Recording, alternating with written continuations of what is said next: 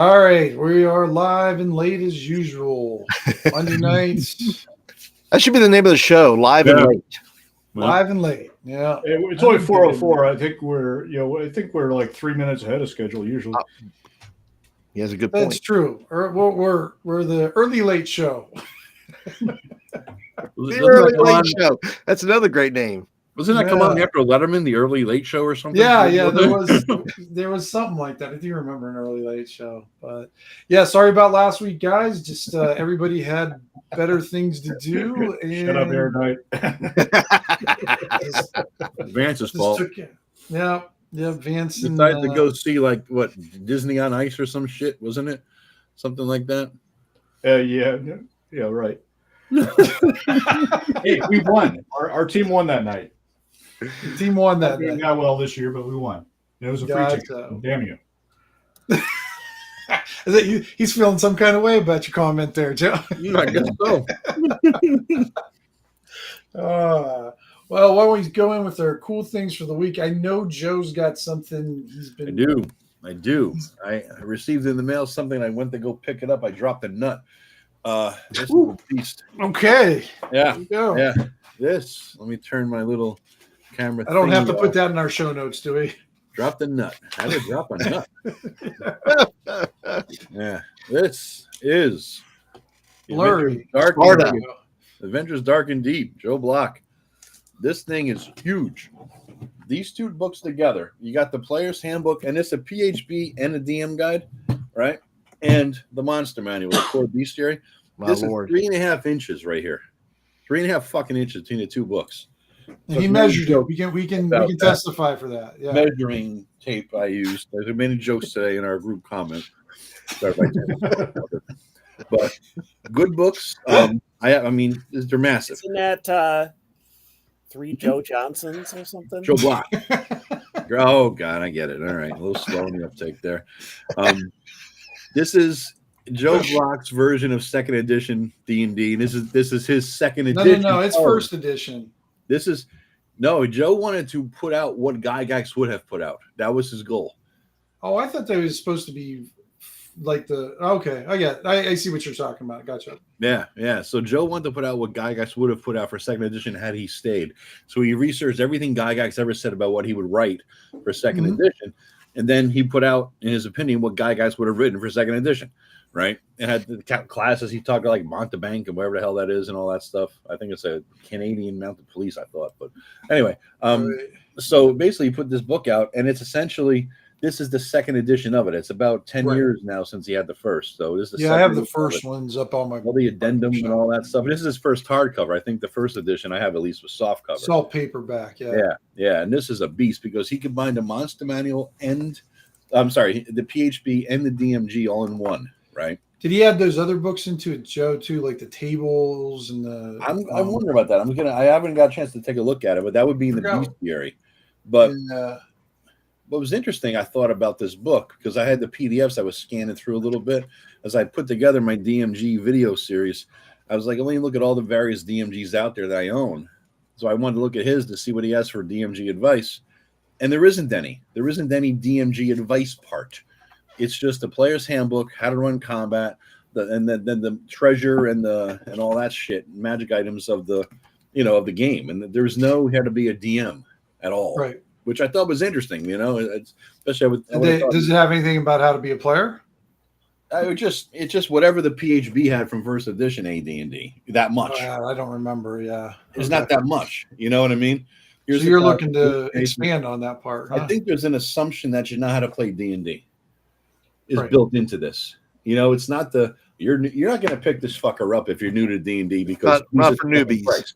You're not picking this thing up. You're picking up an OSE or something, right?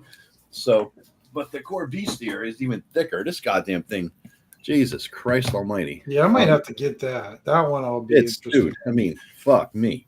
There's a lot. Well, I liked what he did before because, like, when he originally did his first Monster Manual book, I thought he did it the best out of the way other guys did it. He kept the AD&D look and feel more than anything I've ever seen. Yeah, and the stat blocks, I'm sure they're not identical, but they're pretty goddamn close because you can't copy identical, right? Minimal art, you know what I mean? Just enough. here and there. Yep. Not every monster has a picture, right? So he's got all that going on. It's I mean, shit. If you want every AD&D, I remember honestly when I was doing I think the Swords and Wizardry game that was running for a bit. I grabbed his book of tables of monsters because his book of tables was amazing because he had an encounter table for every type of terrain under the sun for every monster he's ever produced, and there's hundreds of monsters, right? Not just the regular in the Creative Commons license, the D20 monsters. He has everything in here, and then he sorted it by where they might be. And I think that was your question: does they have the tables? Right, those random encounter tables, and let me see because I don't see them. So you'd have to buy his original book. This is just beginning to end monsters. There's no cool. Well, I like that. Are minor things, but they're not tables of this is just all monsters. So it's a good book. I mean, this is the ultimate. If you want a monster manual for all the old school games that's generic, right? Get this. Because it has everything. Instead of picking up the old school essentials one, the swords and wizardry one, just get this. There's every fucking monster you're ever going to need. So that's my cool thing of the week. They're heavy, and they could act as a bulletproof vest if you need them in a pinch. So, without a doubt. That's my cool thing. What else you guys got? Go ahead, Paul. What do you got, bud? I'm doing a series right now called 30-Day Dungeon. So my cool thing is I'm making a video every day. I've seen them every day. I saw the first one and the asteroid one, and then the one. I think there was one. I saw the one after that too. I can't remember what that one was. No, but no, it's an interesting. It's all a blur to me. Yeah, no, it's kind of an interesting series and everything. Are you going to flesh out the adventures, or are you just doing the concepts of each one? I'm doing the 30 days, and then that'll give me my basis. That'll give me my collection of 30 dungeons to work with, and then I will flesh those out afterwards. And hopefully, I got you. Hopefully, I will go ahead and I would like to make an adventure out of each of them if I can.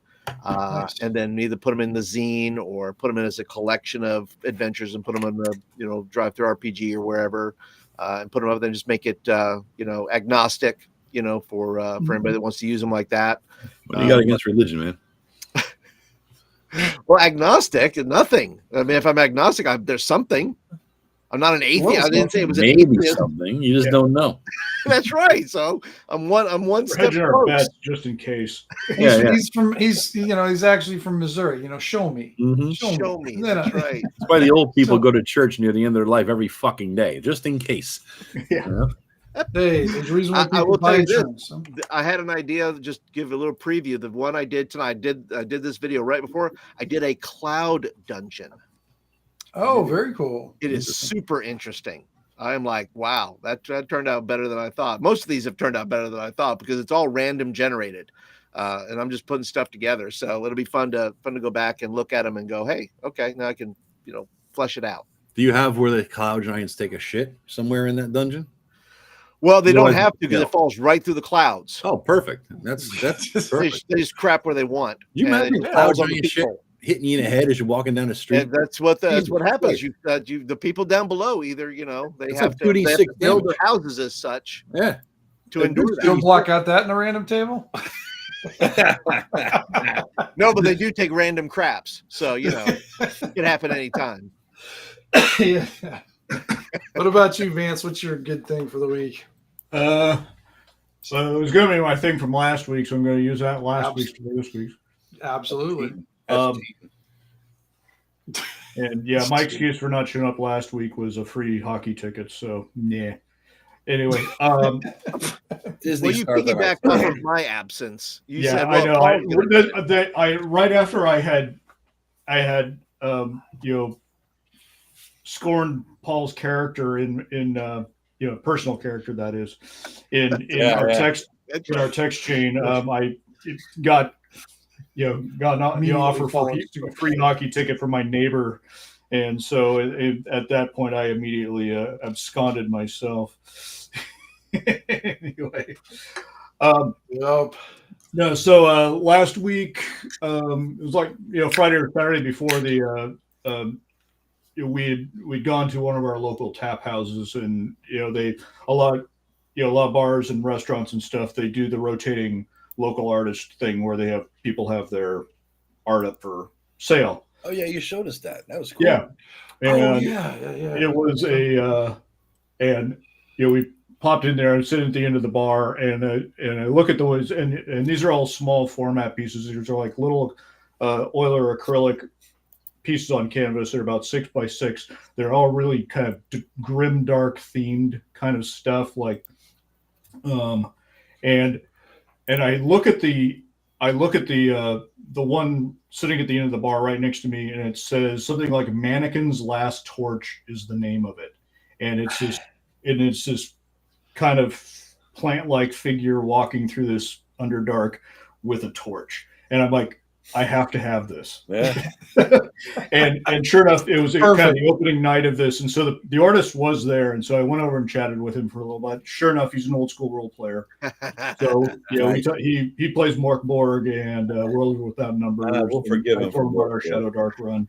So anyway, it all came full circle. So I don't have it now. It has to sit there on the wall until the kind of the exhibition's over, but I'll have it on my Vance, wall. you sent us the picture of the thing, right? Do you have it? You can display on the or no?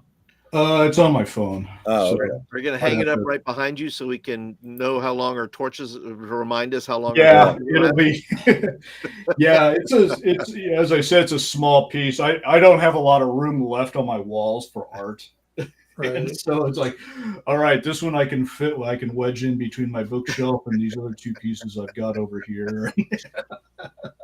That was a cool piece. Yeah. Yeah. Ken. Well, I was hoping I'd have my thing by tonight, my order that I put in for Swords and Caravans, which is Caravans. It's old school setting for the Silk Road. I was going to say it sounds very Silk Roady, huh? Is that the pundit? Yeah, Yes. the Pundit's book. That's a good book. Yeah.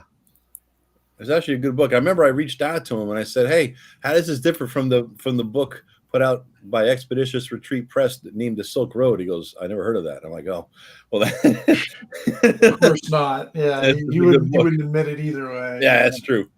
That's true. But that was an excellent book, and Hit Pundits is pretty good too. I got to say, it's a pretty good book. Yeah, I I mean, he puts out Gonzo. good stuff. Yeah, His Gonzo stuff I have is very good. It's fun to read. See, I'm not a Gonzo person, so I wouldn't have liked that. I skip his Gonzo stuff, but I'll buy other things that he's put out, though. I don't think I've got anything by him.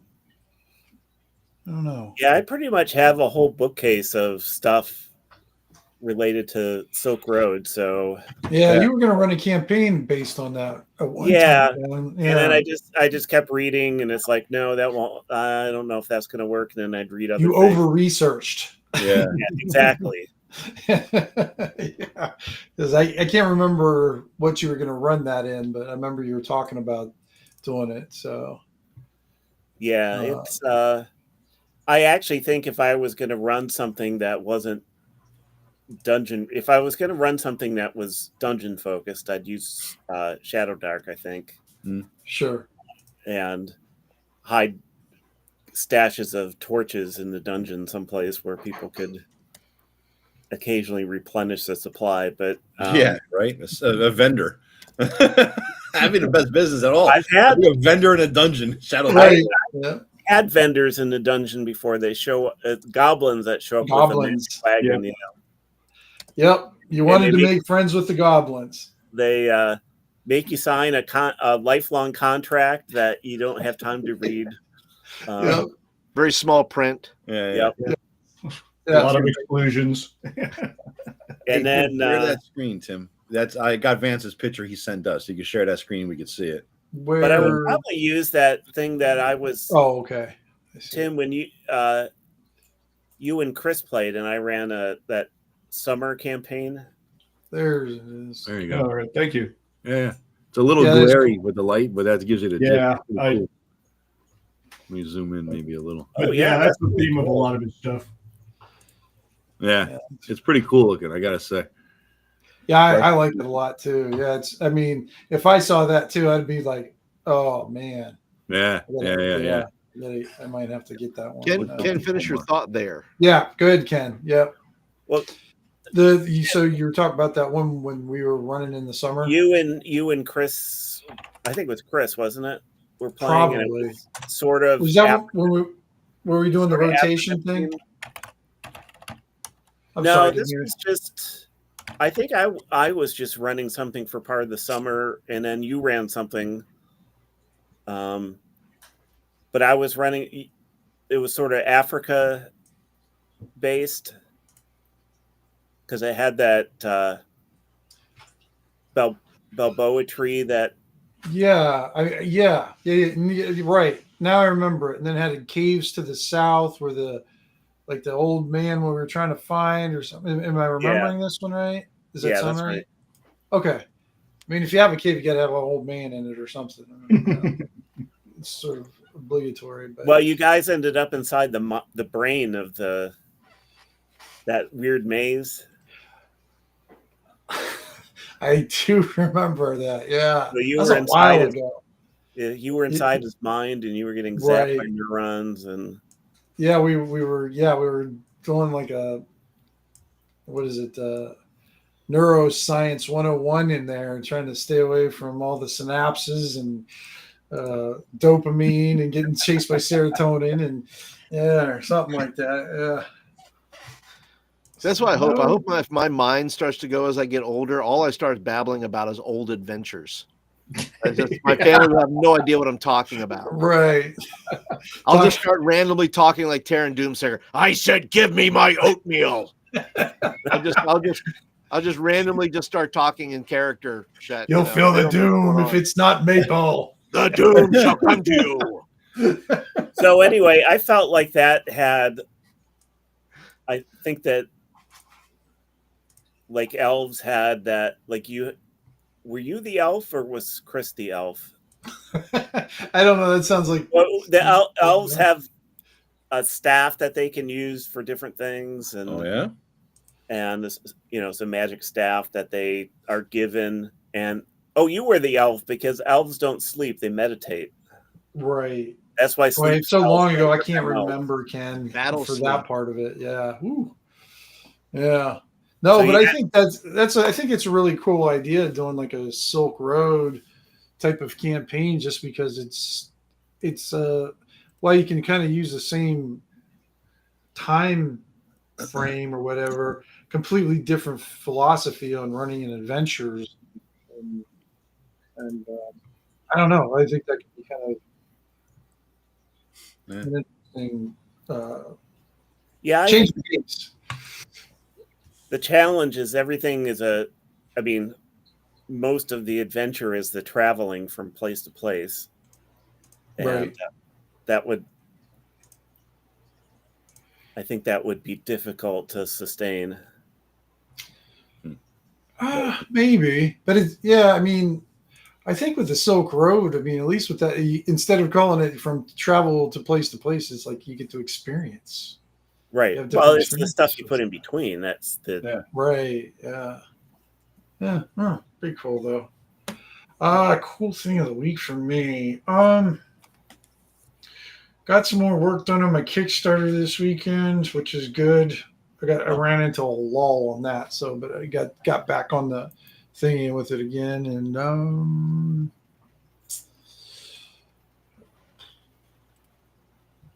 I guess that's it. I don't know. That's good. I really didn't do much or go anywhere or anything.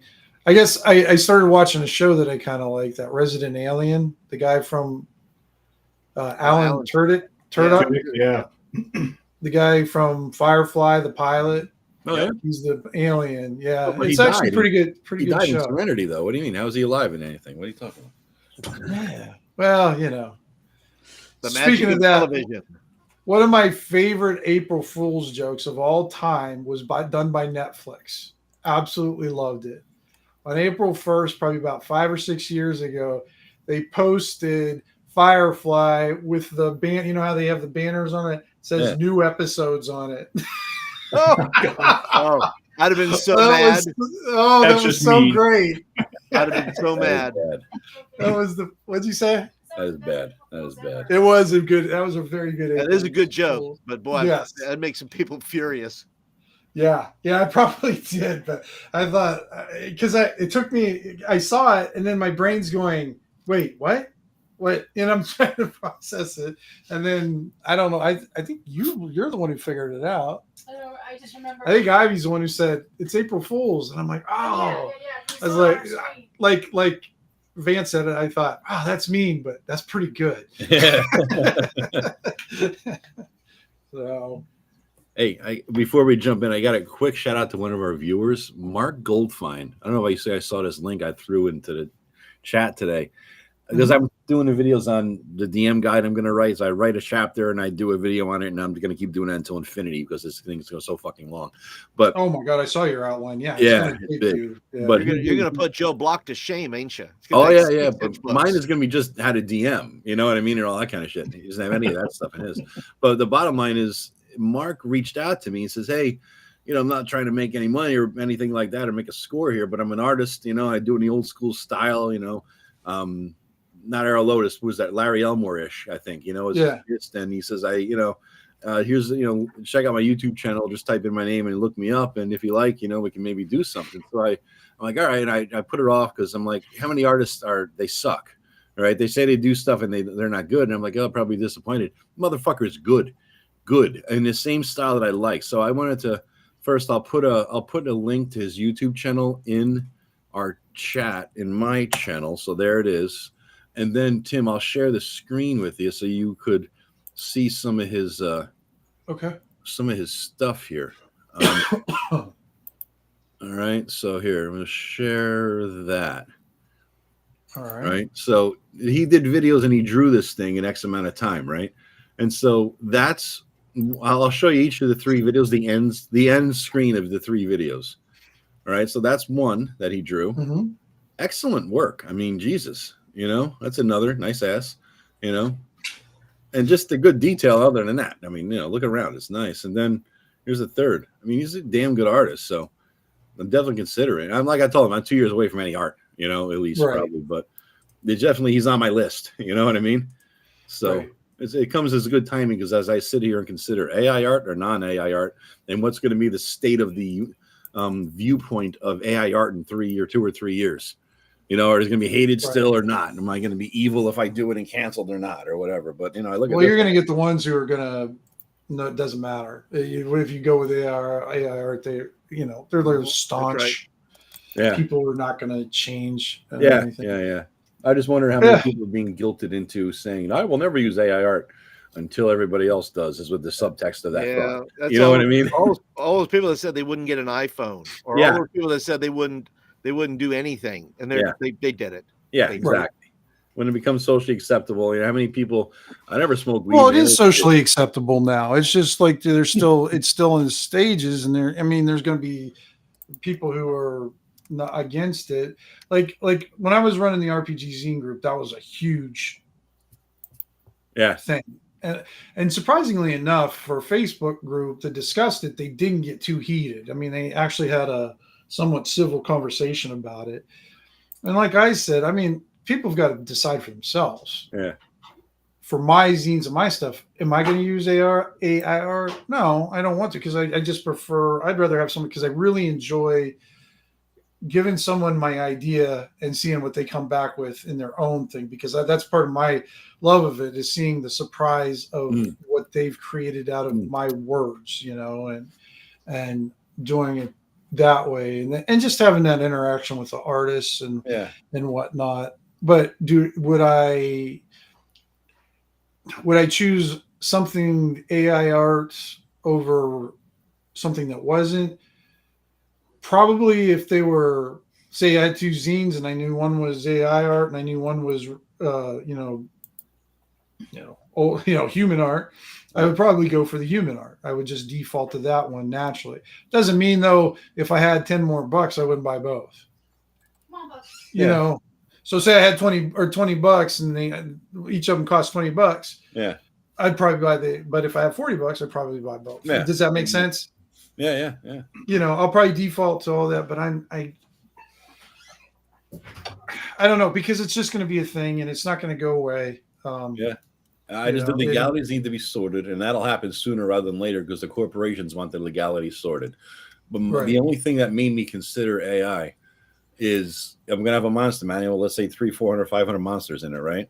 And along with this thing, I'm going to have a Roll20 interface. I'm going to make myself that makes sense better than this 2E bullshit, right?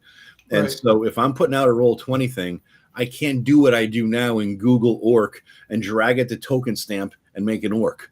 I can't give that away as mine if I stole it from, you know what I mean? So that made me think, wow, 400 monsters, that's a lot of fucking money if I hire an artist to do 400 monsters, right? Especially if I want the monster to be a certain way. That made me think AI art. But I don't know. I don't know what the deal is going to be. I could see myself doing AI art for shit like that, black and white pencil drawings of 400 basic monsters, and then hire some artists like Mark to do like, this is the fighter, this is the barbarian, this is the cover art, you know, shit like that. I can see a blend. You just got to do what's best for you. Yeah, absolutely. That's it. Everybody's got to make that decision for themselves. I can't make, you know, nobody else can make that decision for you. Other people will judge you for it. Other people will, always gonna be judged. Yeah, exactly. It doesn't matter. You know, because you include orcs as evil, some people are going to enjoy it. Yeah. Or not Mexican. Because you don't have dwarves with matching tattoos, they're going to judge you. Yeah. You know, so it's one of those, you just have to do what's best with you, stick to it. And if they don't like it, it's not for you. Yeah. You know, exactly. It doesn't have to be a fight. It just is like, yeah, okay, I understand, but this is the way I'm going to do it. Yep, exactly. Anyhow. And then Skynet. All right. So let's start off with the spellcasters. I think that's. Can you share the screen, Joe? I think I have. Oh yeah. Sorry, here. Let me down to where the hell Did are you we? see my comment? Well, you probably didn't see my comment because it was kind of late. But on the Reddit, the Shadow Dark Reddit subreddit. I don't know, Ken. Are you talking? Is something on mine end? No, it was somebody commenting. Maybe I missed it, or don't know exactly. Oh, that's right, Joe. I got to move you over here so you can see what's going on. And I'm glad I'm seeing it on the screen here because I was a little freaked out when I saw. I was like, "Where's the rest of the screen? Where's?" I was like, "Long box here." I'm like, "Is my computer jacked up?" Last time we played was just before Christmas, so there's been a lot. I mean, there's been a lot going on. Yeah, even though we missed a week, it feels like we missed more than that. Yeah. There was a conversation on there about spellcasting. Oh, was there? Oh, I don't know if I don't think I saw that, Ken. No. Yeah, and it was probably about 4 or 5 days old, 5 days old maybe. Oh, okay. Did you share it with me or something, Ken? And I missed it, or no? I just posted that the house rule that we're using right now about the favored spell or something like that. Yeah, having favored spells with advantage, and I said, based on my, our limited experience with it, is that I would probably allow a spellcaster to pick one first level spell to have advantage. Because it seems like if you had advantage on Fireball or Mass Cure, which I have advantage on, right? That's a little too much.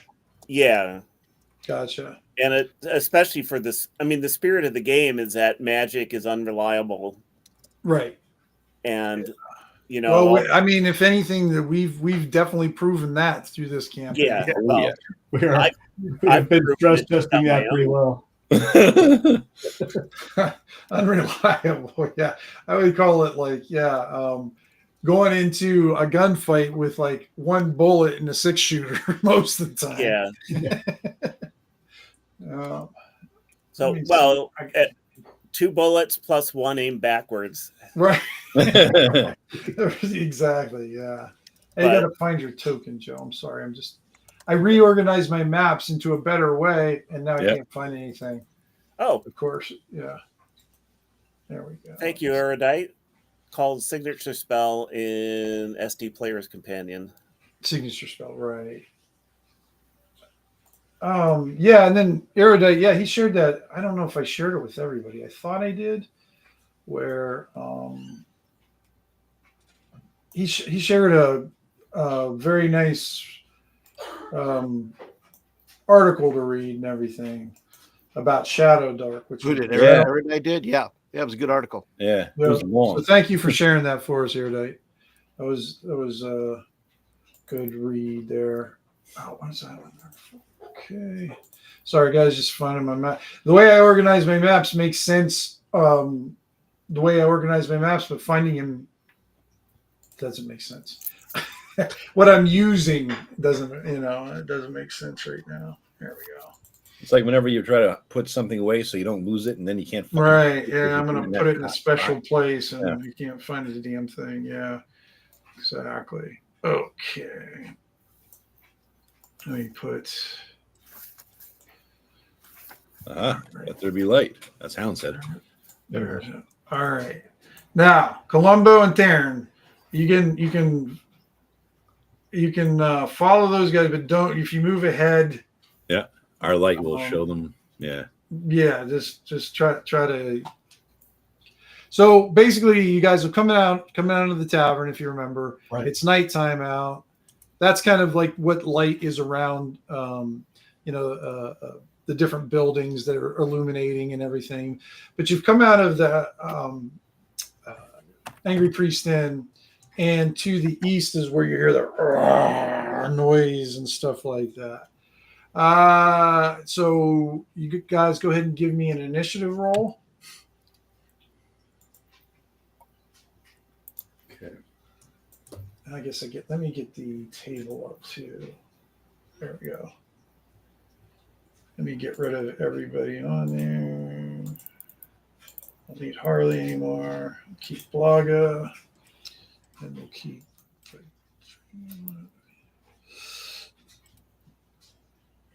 All right. You guys both are on there. Yep. And then.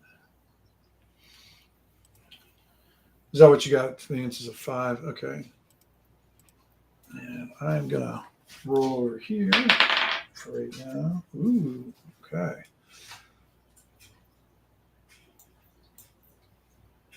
All right. To the north of you hear people leaving. Better show these guys if they would have lights also. Let me just.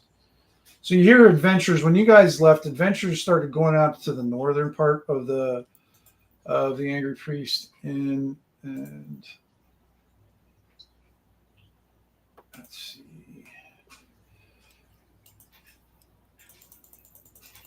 So how do we end up back together? You guys aren't back together. We're not back together. I just have their tokens over there so they can see what's going on. Oh, gotcha. That's all. And then Joe is sharing the screen, so he needs his person over there to see light too. So okay. That's all. No, you guys are separated by day and location. Yeah. So, all right. So, Dremont, it's your turn. What would you like to do? You can attack the darkness if you'd like. So I hear this is coming from the north. No, what you hear is it's from the west, according at the end of my notes from last time. Yeah. Yep, from the west. Yeah. And we know that Blake is kind of armored up, gunned up. So. Yeah, Blake is dressed in his ass-kicking gear, his leather robe. It's like, he's got his, stoner robes where it's, just sort of bathrobe and, just casual, bunch of pockets with different weed in each pocket. Yeah. And, you're looking at him right there with the Caucasian in his hand. Right, exactly. Pretty much. There's not too much of a difference. But right now he's in his basically his battle robes. So go ahead, and if you want to do anything or move anywhere, I'm gonna move up to that other circle of light. You guys are going up there? Okay. All right. Weren't people leaving to go out to the north? Yeah, that's what you see up. You see the two people that are up there, Ken? Yeah. Yeah, those are the two that left to the north that you see so far. All right. You see the lady that's in the front here. She steps up, and you see her bow. She pulls back an arrow, and the arrow kind of lights up, and she shoots it into the darkness. And that thing's about right there.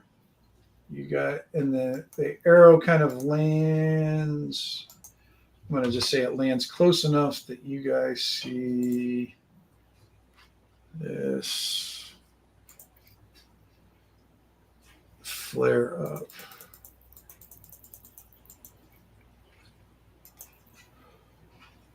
Okay. Blow this up so I can see what it is.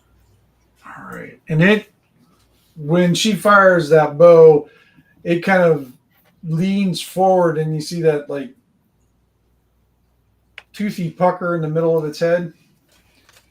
You see like a beam come out of it, like a blizzard coming out in a forced blow. And first, let's see if it works.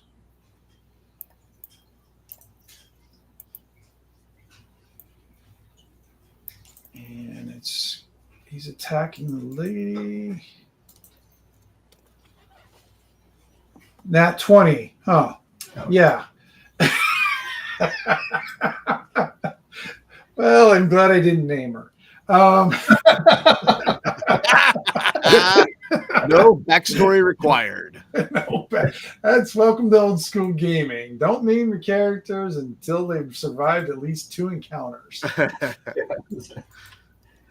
All right. So you see that. All right. She's basically turned into a little frozen statue there. She is just coated in ice, frozen in ice. All right. Oh, yeah, I got to get Blake's turn in there. Let me get Blake's. Cool. Fireball. Thar out. I use my Thar out with fireball. There you go. Or pee on her. That works. I hear it works. Melt the hole.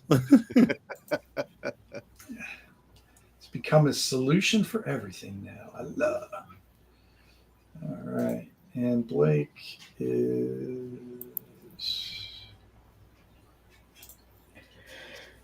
He's got a 6. Okay.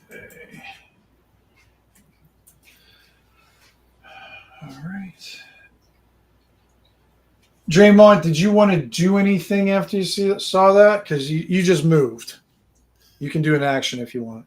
I will cast a flame strike on it. I think I'm close enough. I don't know. I don't see my. I don't see where my character went. It's just above. Out of the light there. I was in the light. Did the light move? Yeah. I'm here, up. We'll move. Go back up to the north there. Tarin, yeah, go north a little bit. There you go. There you go. I was in the light. Where'd it go? Damn it. Ooh, that might be too far away. What's the range of it, Ken?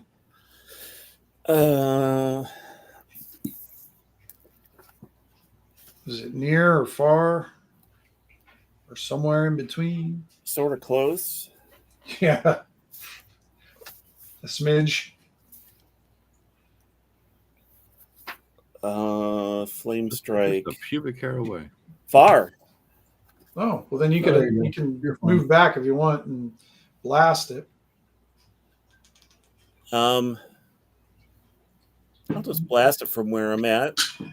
Okay. Theoretically, anyway. theoretically blast it. Let's see if it works. Blast it. Yeah. This is a advantage spell. Who else is calling Nat 1 twice? Back to fetishes, Mac. Yeah, you're right, Mac. I know. Got to watch out from them. Smite. Doom slingers. Yeah. It's a smite spell. That's right. It's not flame strike. It's smite. I knew what you meant. Yeah. But it's pretty much the same thing. It might not have the same. No, it's near. Oh, I gotcha. That one's near. Okay. So you got to scooch up a little bit, I guess, if you want to do that. Oops, wrong.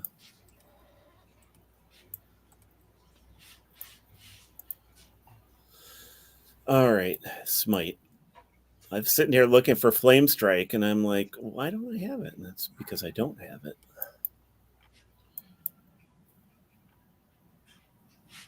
And you don't have smite either. Yes, that's true.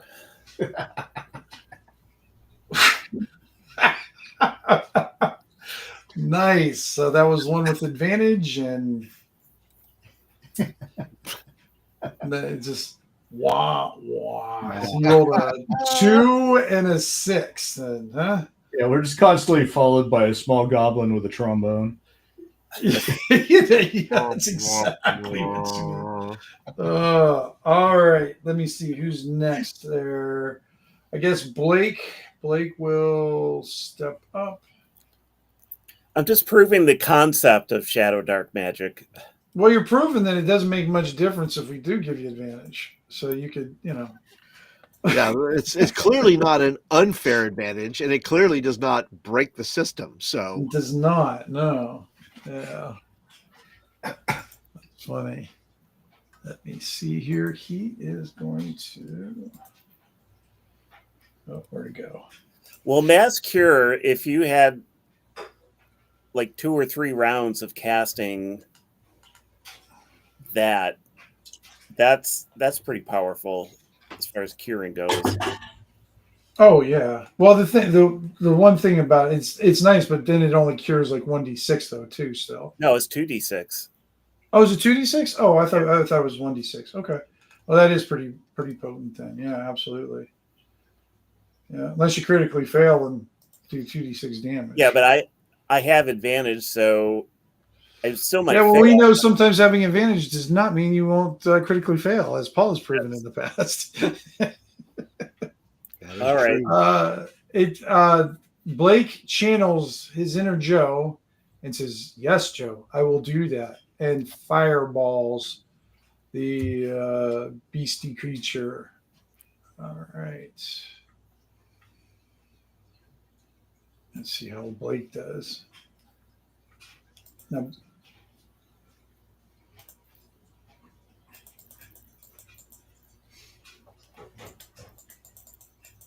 all right, he needs to be. Oh my God!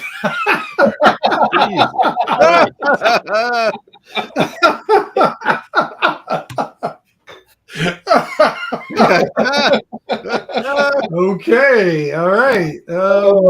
Blake is like, fuck Shadow Dark. I was far more powerful in Old School Essentials. Right, yeah. Wait, no. It's parallel universe bullshit. All right. I'll let, hey, Joe, why don't you roll a D12 for Blake's mishap? A 12. There it is. Uncontained channel. You have disadvantage on casting spells of the same tier or lower for 10 rounds.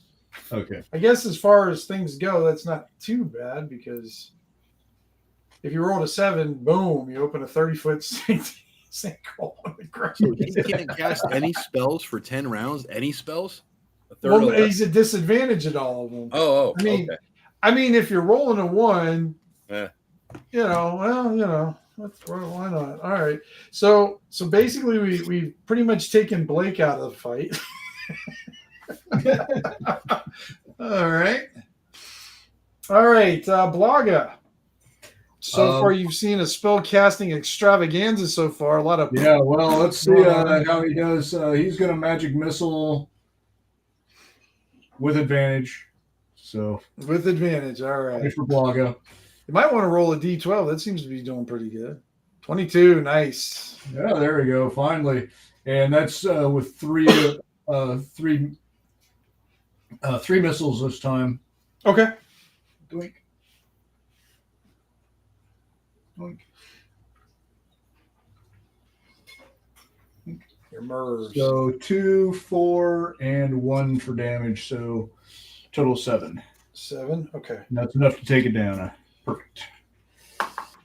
I mean, it definitely rips through the creature. Those things, the magic missiles blow right through the creature and put these gaping holes, and it reacts to it. Kind of does like the old, the King Kong thing where it goes, but it just seems to get pissed off, Yeah. All right. Let me see who we got next. We're back up at the top again. Oh, I guess I got to put my guy.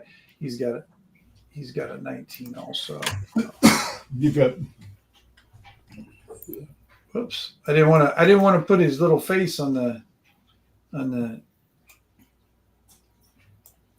thing. But the thing is you're hearing him, but you do hear other ones also to the west. Of course. He brought friends. Yes. Everybody needs a friend. Or two. All right. Let me get these guys on here and turn.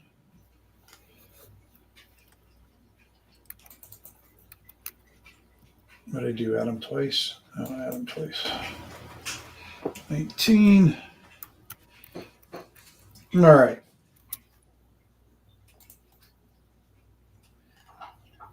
So, what would you like to do, Dremont? I'm going to move up and bash him with my Warhammer. Okay. 20. Nice. Does your Warhammer, does it have any special stuff on it at all, Ken? It's been blessed. Well, it's that adventure's over now. Oh, no, that doesn't have anything. Yeah. Yeah. Remember, the blessing lasts for one adventure, so that one's over with. So, okay, so it's regular. Go ahead and do your damage. 7. Okay. You take a big chunk out of one of its legs. This thing's about 12 feet tall. The whole body seems to be some sort of crystalline snow composition. It's got the round mouth. I forgot what kind of creature that is with the round mouth that has the teeth in the middle. Like a lamprey or something? Yes, exactly. Yeah. Yep. And then on the top, you kind of see it's kind of fringed up there, and it has 7 eyes on the top of it. They're kind of like crystalline eyes, but it seems like those things are what it's using to perceive things around it. And it bends down, Ken, and it swings at you twice. Hey, Theodis. All right. I gotta find my roller again. There we are.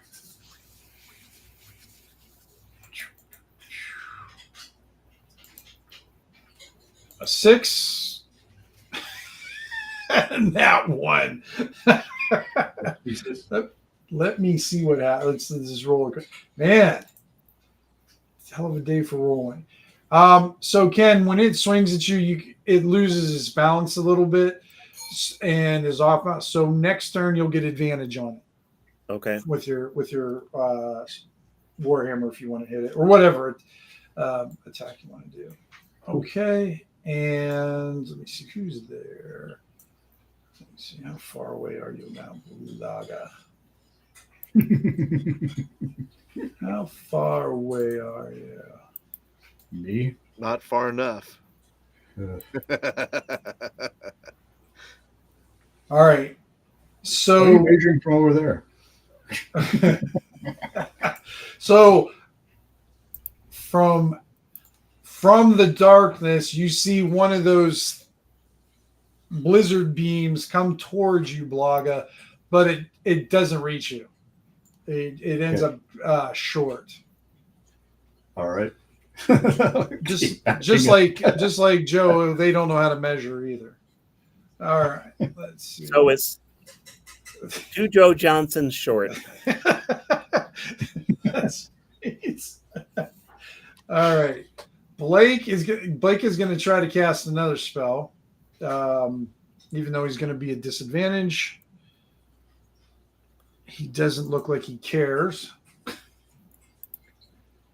And he is going to cast Acid Arrow. Even though it doesn't do a ton, he's going to try to do it. Let's get +1. What do you get that time? Are you kidding me? Blake better just go home and go to bed. Man, you'd think I was playing my own character, for crying out loud. Joe, get your D12 out. Roll it again, because he just had another critical failure. A 10. Oh no. All right. Let's see what that one is. This is a different one. Okay. So all of a sudden, Blake starts screaming his head off for 3 rounds in a weird language you guys never heard of before.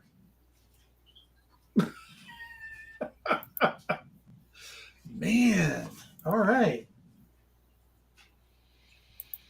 So much for the big bad mage.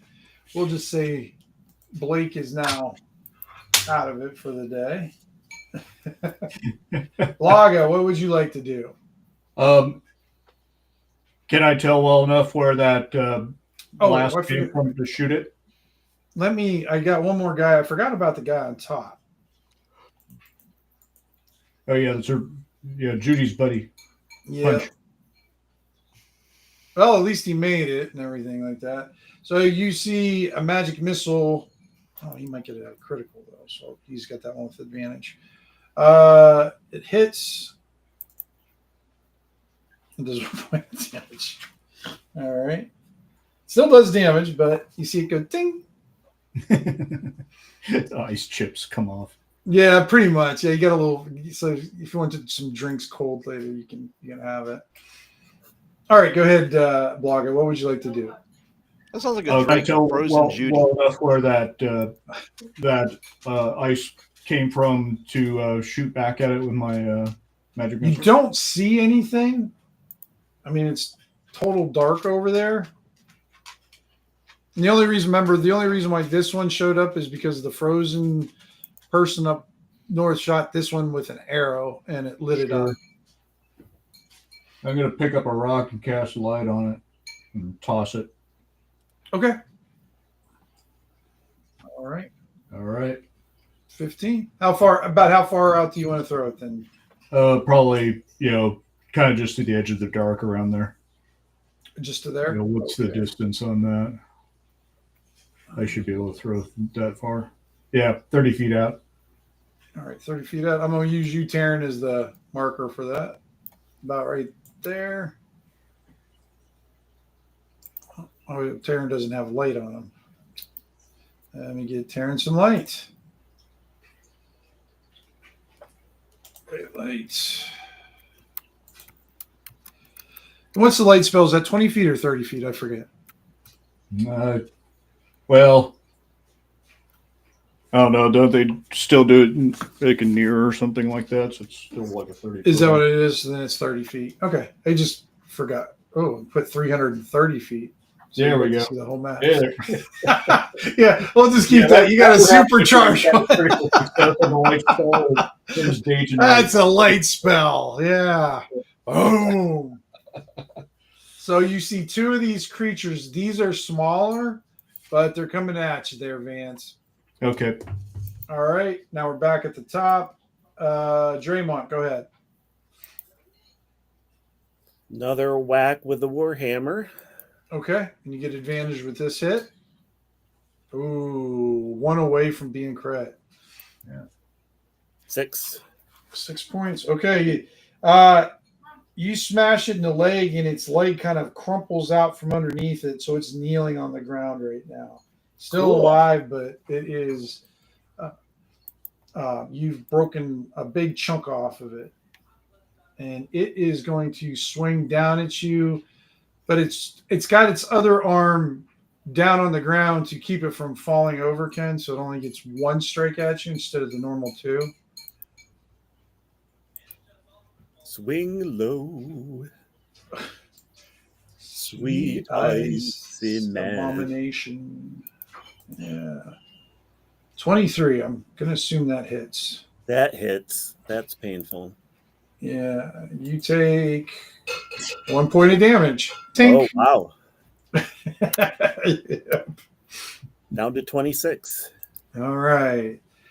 Tarin, or I guess not Tarin. So these things move forward to there.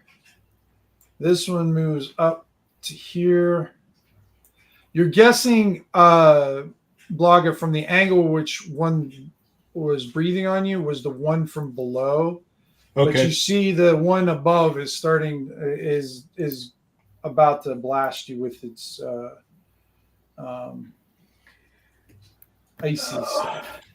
See That's what all it right. I got my does. backup character rolled. Okay, it hits, and it does. It does 3d6 damage when it hits you with that. Oh, fuck.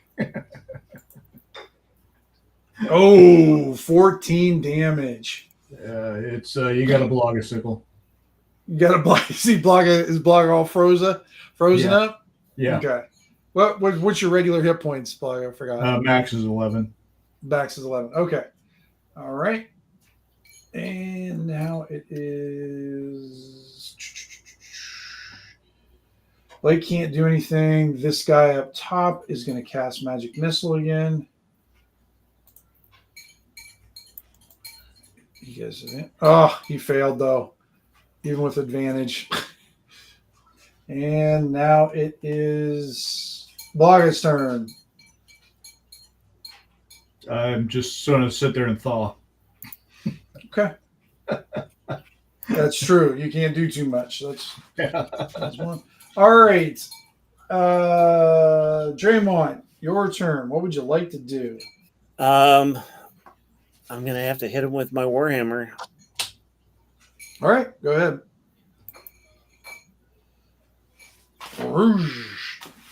Another solid hit. 4. And you catch him right on the front of the neck, and it's you chip away at it just enough that its head just kind of falls forward and rolls off. Oh, I've come out ahead. Haha. Oh, God. Oops.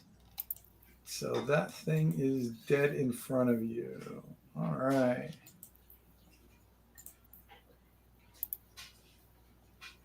All right, so you Bloggah is a icicle. Let's get you a little suitable. Let's see here. Do they have one for her? Now, see, I think that's just not nice. Do they have an icicle one? They have things for fire, but they don't have anything for frozen people. We'll just put you a little web on you. A little blue dot. Yeah. All right. Blake's going for another round. And then the guy above. Blake's a glutton for punishment, isn't he? I mean, he just starts swinging a sword or something. Well, he can't. He's got to scream for 3 rounds. Oh, that's right. Yeah. Yeah, he's screaming in that weird. He's screaming in primordial. I don't know if I speak to that. Yeah, I don't know. I don't even know why I try to use spells. You know what? The way you cast. I don't know why. In this game, anybody's cast spells because it has not been beneficial most of the time.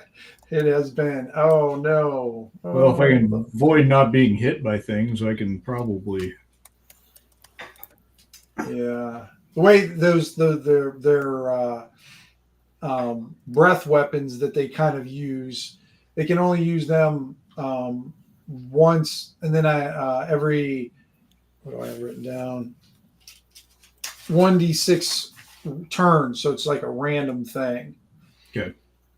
So let's see here. Bloggah still, but I'm going to have that guy do something. He's going to cast a spell. He's going to. Oh, he lost his magic missile. Let's see what other spells he has.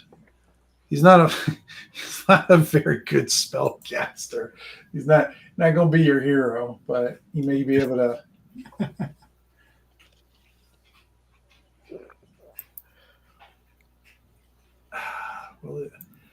Okay, I'll tell you what. Bloggah, roll me a 2d12. Okay. We're gonna see how it is. The higher it is, the bigger balls this guy has. 11 or 5. I'm sorry, 2d6, not 2d12. Okay. That was a pretty good roll. That's your reaction roll. The 11. Oh shit! Oh hell yeah, he's running. He's running up. My boy he runs up to there, to near, and he casts Burning Hands. He did not hesitate. He ran right up there and did that. But he doesn't have advantage, but he got just enough. Ooh. So you need an 11. What's Burning Hands? 1d6? Yeah. Let me double check. Yeah, D6. D6? Okay. Now, not that you guys would know this, but what I have for these guys like this is if you do damage to them with fire, the little advantage to it is you get to reroll 1s on damage. Okay. But not 2s. All right. So you see some fire erupts from his hands there. And Bloggah just tinkles. Yep. All right. That's Tarin tinkle. Dremont, go ahead. All right, I'm going to trot down to Bloggah. Trot. Go ahead and just do your 30. Okay. I don't know if I'm close. How far was it? So you can do, because how far, like how close do you have to be for your spell there, Ken? The mass cure is. I was going to say, is it near?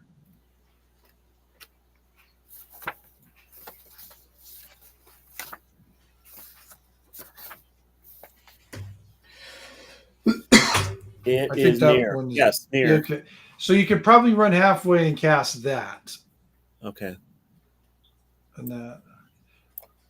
Wait, where am I? Then we'll do the kick the body thing. All see right. if it So makes any difference. I'm there and Cast your spell.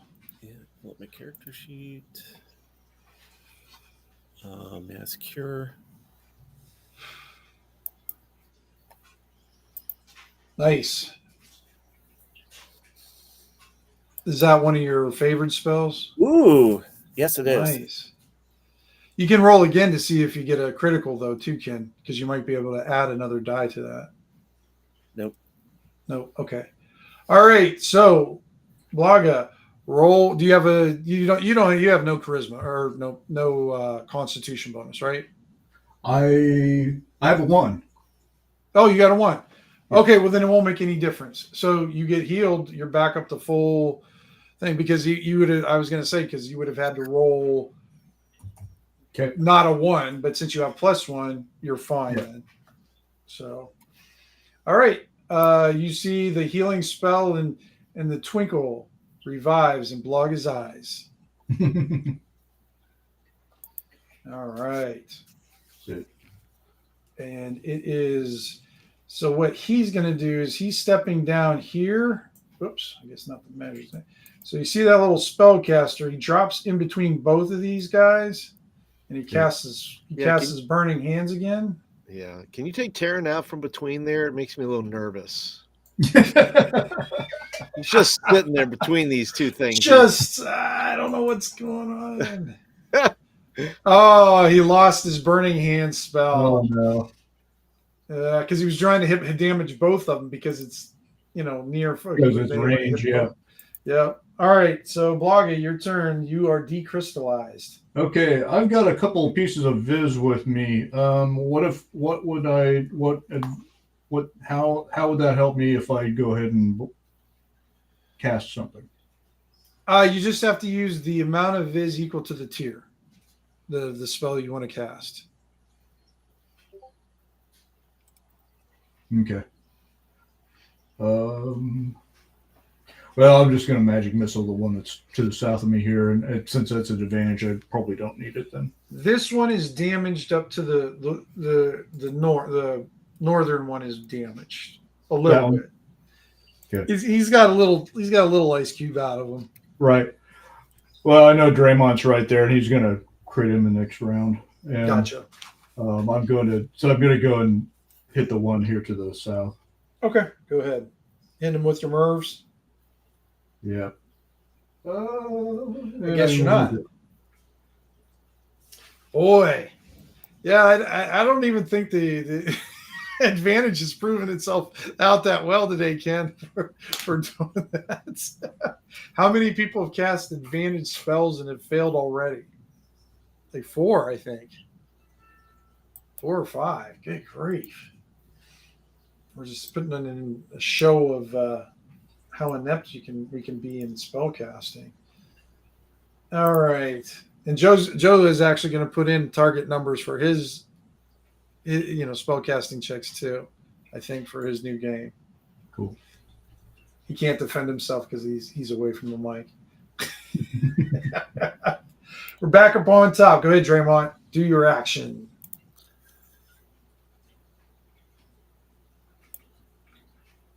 All right, I'm going to move down to this one. Okay. Since it's the one closest to Bloggah. Okay. And I'm going to attempt to smack it. All right. With my Warhammer. Yep, that hits. Good. That's what they have, a 14 AC. 10. Oh, nice. And that's the new one. Okay, that one was undamaged, but you just immediately just take a huge chunk out of his hide. Just shatters. All right. Oh, Joe's back. But he missed it, what I said. All right. And then it is their turn. This guy is going to try to hit the little mage that could. Yep. Gets 2 attacks. Both hit. And we're going to probably be saying goodbye to this guy too, maybe.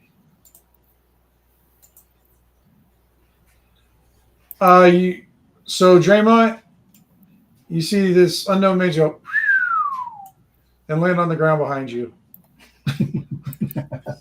Like a flapjack. Laying on the ground. All right. And this guy's going to attack you, Dremont. 2 attacks again on you. First attack, 19. Second attack, definitely misses.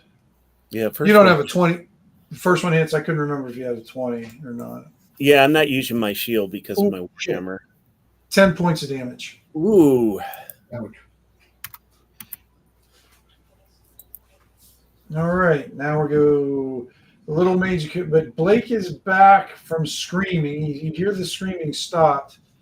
And Blake pulls out a staff and hits this guy, or attempts to hit this guy. Even Blake gave up on casting. It says, fuck Shadow Dark. Done. Well, I heard you're modeling your new spellcasting system after Shadow Dark for your new game, Joe. My ass. All right. Let's see. Oh, well, he can't hit either. He can't. So far, Blake has rolled a 1, and a 2. Blake So, finished an entire fucking massive bowl of weed before this fight. It's the only must reasonable have- explanation. yeah, it's it. I mean, that's the only thing I can think of too. Yeah, Blake is out of it. Yeah, it's so Bad batch of potato stew. All right, Bloggah, go ahead and do your damage. Oh, let's get the cobwebbies out of your eyes. You're not Yeah, any get longer them out of there. So I've lost my magic missile. Yeah. Let's see what else I got. Again, I'm not going to hold these things. All right. Look out, Dremont. I'm going to set you on fire.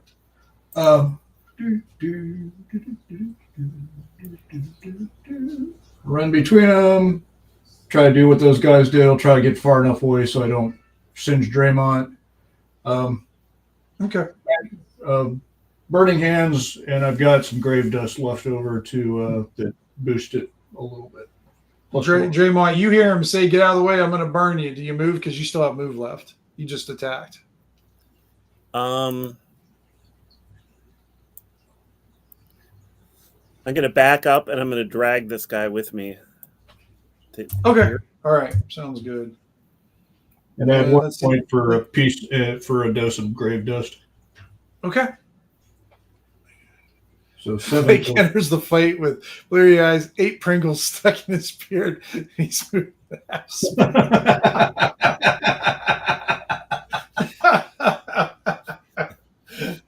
And Cheeto dust on his fingers. Huh? All right, go ahead and do your damage. Oh, you did 6 points of damage to each. Yeah, of them. and add 1 for using a dose of grave dust. And then okay, that's right. All right. So yeah, it definitely does some good damage to him there. This one, the one on the bottom, looks more like a slushy than a monster now. Perfect. All right. Now we're back at the top. Go ahead, Dremont. So you got the guy, I am going to cast Cure Light Wounds on this guy. Okay. I was going to say, let's see what happens. Whoa. Right. Nice. Woo. Comes in on the clutch. Yeah. Yeah. He's fully healed. He wakes up and he's like, kind of grabs his chest where all the damage is done. You can equally say, when you say, I'm going to cast, I'm going to, lay hands, and you could equally say, I'm going to kill this man right now. Right. I'm going to set him on fire and watch his heart explode. He's a man, not a horse. It's true. Yeah. True. A doctor, not a veterinarian. Damn you. Damn it, Tarin. All right. So Dremont brings them this guy. If I wasn't bringing people back, I could have taken out another one of these by now. What you see happen is this guy melds into the snow.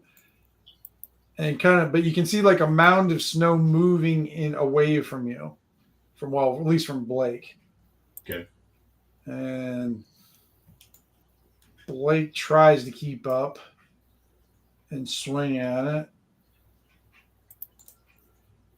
Nope. Still can't hit the damn thing. All right. And this one, Bloggah, in front of you, does the same thing. The consistency of his body just kind of almost turns into like a snow pile, and it starts moving across the snow. You can see where it's obviously going. Yeah. And now it is. He just got revived. I'm going to say he's not going to attack or be able to do anything. He just got revived. So, Bloggah, your turn. Okay. So this thing kind of moved a little bit down this way.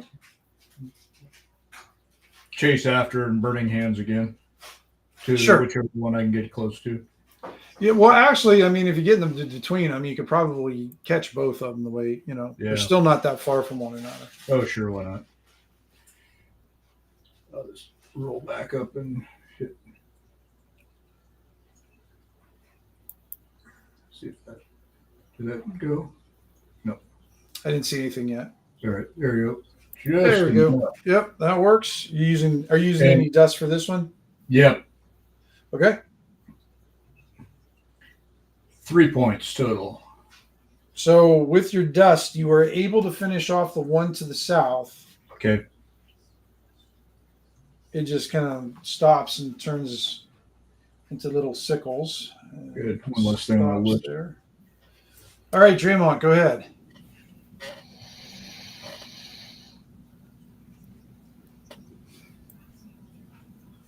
All right, I'm going to go down. This is the one I hit before.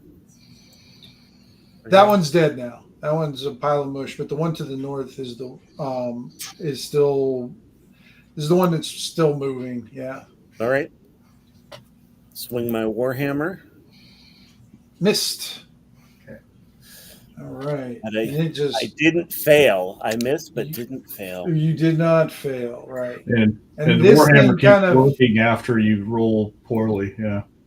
it gets into the deeper snow, guys, and just basically disappears. Okay.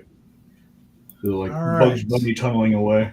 We're out of combat. Okay. All right. What would you guys like to do? Look at Blake and ask him if he has any idea what those are.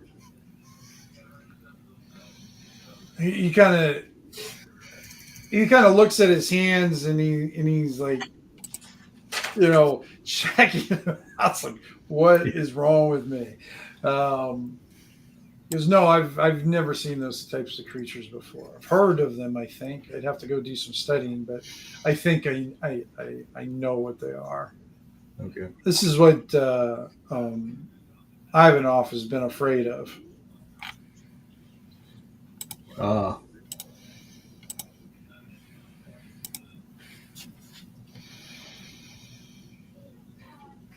These specific monsters, or that the village is getting attacked?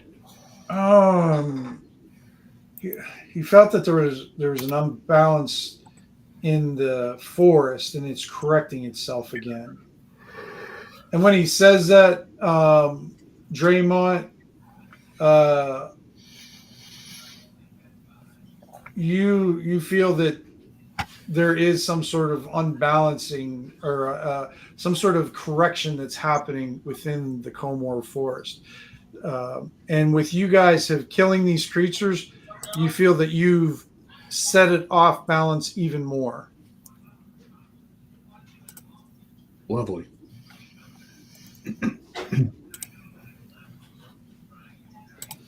How would these potentially bring balance if they're chaos? You'd have to ask Are they a reflection of the unbalance? They're the reflection of the unbalance. Yep. Okay. That's what your feeling is, Dremont. Yeah. Okay. Yeah, the Comor Forest has a way of manifesting things to correct it, and unfortunately, it manifests things in like horrible ways.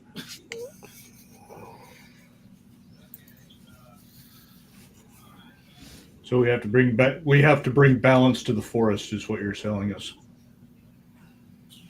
I'm not saying that. I'm not a. That is what Ivanoff and your friend Dremont would know. But I've known in the past when Ivanoff gets this isolated, there's a reason why. So we need to find maybe the heart of the forest and find out what's corrupted it. He kind of looks at you as like, I would assume something's going on with it, but it's not something from what Ivanoff was saying. It's not something that's bad that has unbalanced it. Something good hasn't unbalanced it. Or something orderly has been put into place and it should not be there. And so now the forest is trying to free itself. Mm-hmm. Interesting. Well, it certainly doesn't have anything to do with us because we're not helping it. It's not our fault. It was like this when I got here. It's back to rehab for Blake, no doubt. Yes, yeah. Gotta get Blake back and sober his ass up or something. Yeah.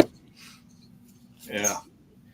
Maybe the more ones you roll, the more the forest will come into balance. I mean, why don't you just go forth and be yourselves? Really.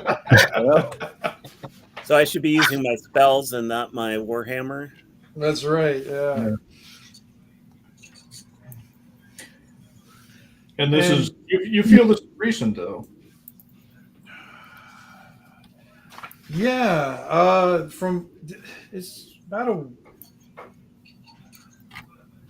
a week ago or so.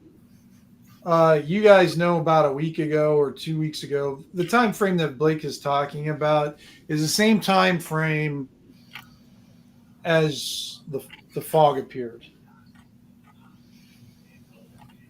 Okay. Coincidence? Who knows?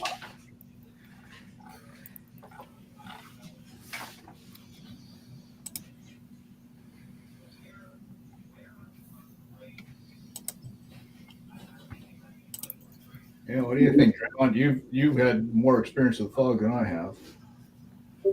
So I'm just wondering why it took us back to when we were in that whatever that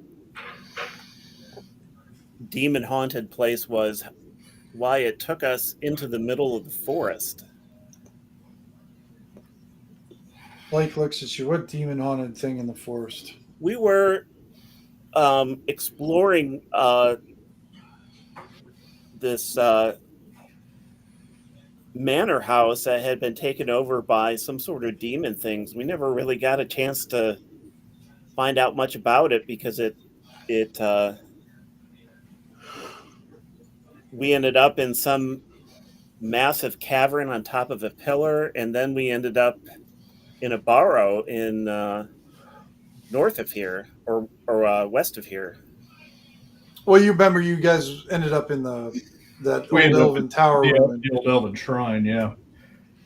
Yeah, it was an old abandoned temple just north of Scorn that's been taken over by demons and such, and we unfortunately got jetted away, and I have no idea what happened to our compatriots. They were still holding their own when we were ripped untimely from the battle.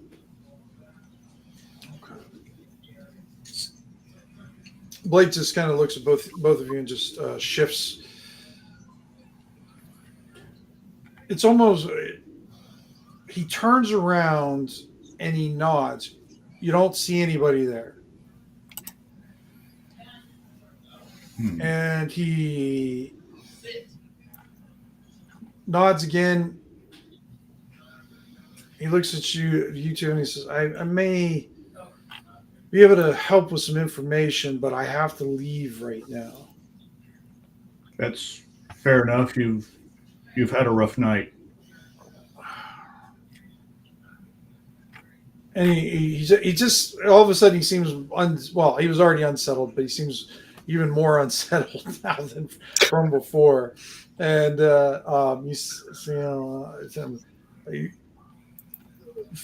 he thanks you for your help for the Hounds Head, and then he heads back towards his town. And you see that mage standing there.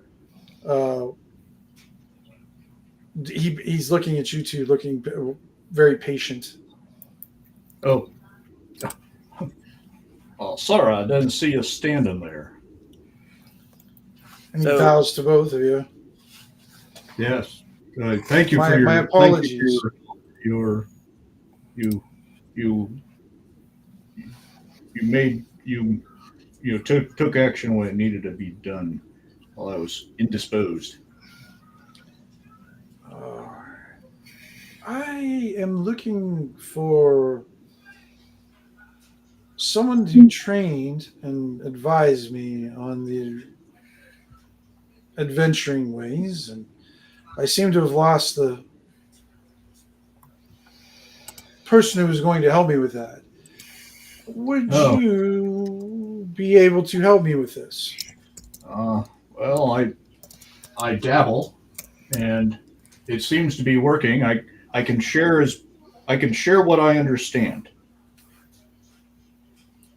And that's all I would ask. And Yeah. you're a forest priest, correct? Yes. And what does one do to honor the forest that I could pay back for what it has given me?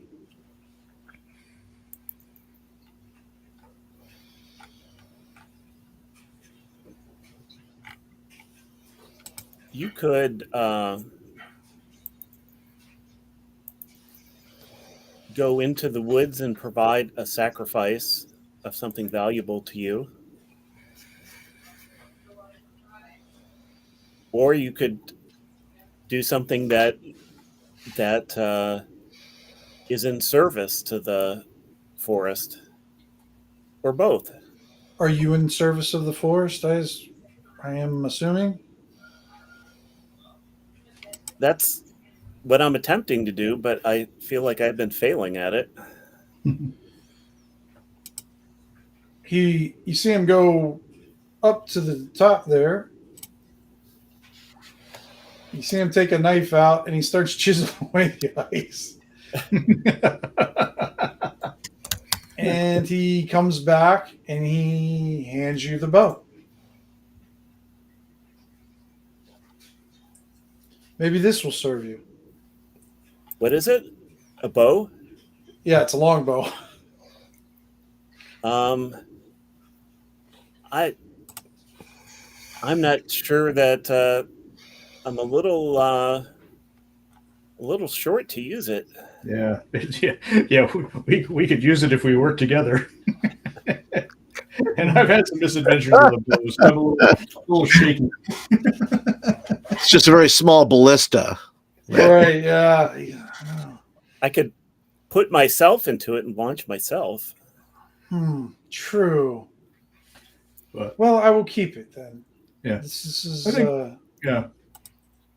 Not that I can use it, but I would like to serve you, if that would be all right. I don't think I would like to wait for another adventuring party to come along and try to connect with them. You two seem to be honorable and brave and willing to save a stranger.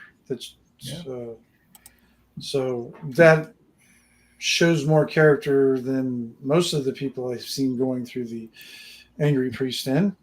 Yeah. What's your name? Milos.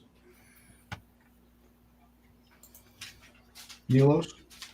Yeah, you see, he's middle-aged human. Okay. Got a green beard. He's looks like he's been scarred up from, like, his arms and hands look scarred up. Not so much like he's been in battles and fights, but just toil, lots of farm. He's from banging his hands on shit. Sure. On a lot of manual labor. Even though he's dressed as a mage, he's kind of got Popeye forearms. Yeah. He's got he kind of got that farmer strength, wiry strength to look to him. He's got the old man strength going. Yeah. Yeah, absolutely. And he goes, I have just begun my path on the Arcane arts, but it is important to me to improve and be able to serve for the betterment of things. Well, the world needs more of that, I would say. And we would be honored to have you with us. Yeah, we welcome aboard. And what was your companion's name? And we can, between Dremont and the other holy folks in town, we can make sure that they get properly. What were you guys calling her? Julie? Judy. Judy. Her name's Judy. I'll just call her Judy. Frozen Judy. Frozen Judy. Yep. I'd like to order a frozen Judy, please. Yeah, Orange Judius. Anyway. Orange Judius. Judius. All right. So yeah, we'll make sure that she's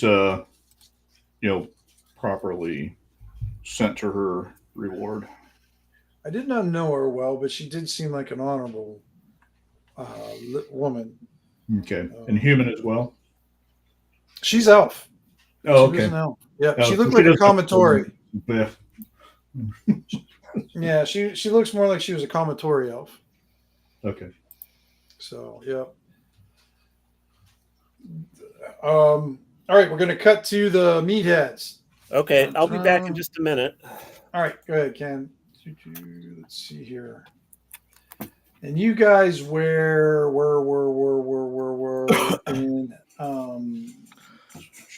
Scorn. Mm-hmm.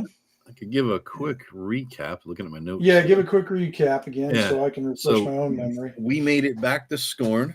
Mhm. We have Godfrey in our group. We decided, since we all forgot where the fuck was Godfrey. Yeah, where the fuck was Godfrey? Yeah, exactly. Pretty much. Yeah. So on our way back to Scorn, we were going by trying to stay out of the way of anything that might fuck us, because we were kind of not in great shape or whatever. Right. And so we got back. We took a byways on the way to Godfrey's place. We came across a little prison area where 4 people were out there in shackles out there, and you're probably going to die of exposure. Right. There was some dude named Tybolt of the Diggers who knew Snickle. There was Waylon, who was a vulture, who was a gang of scavengers. He fought Tybolt.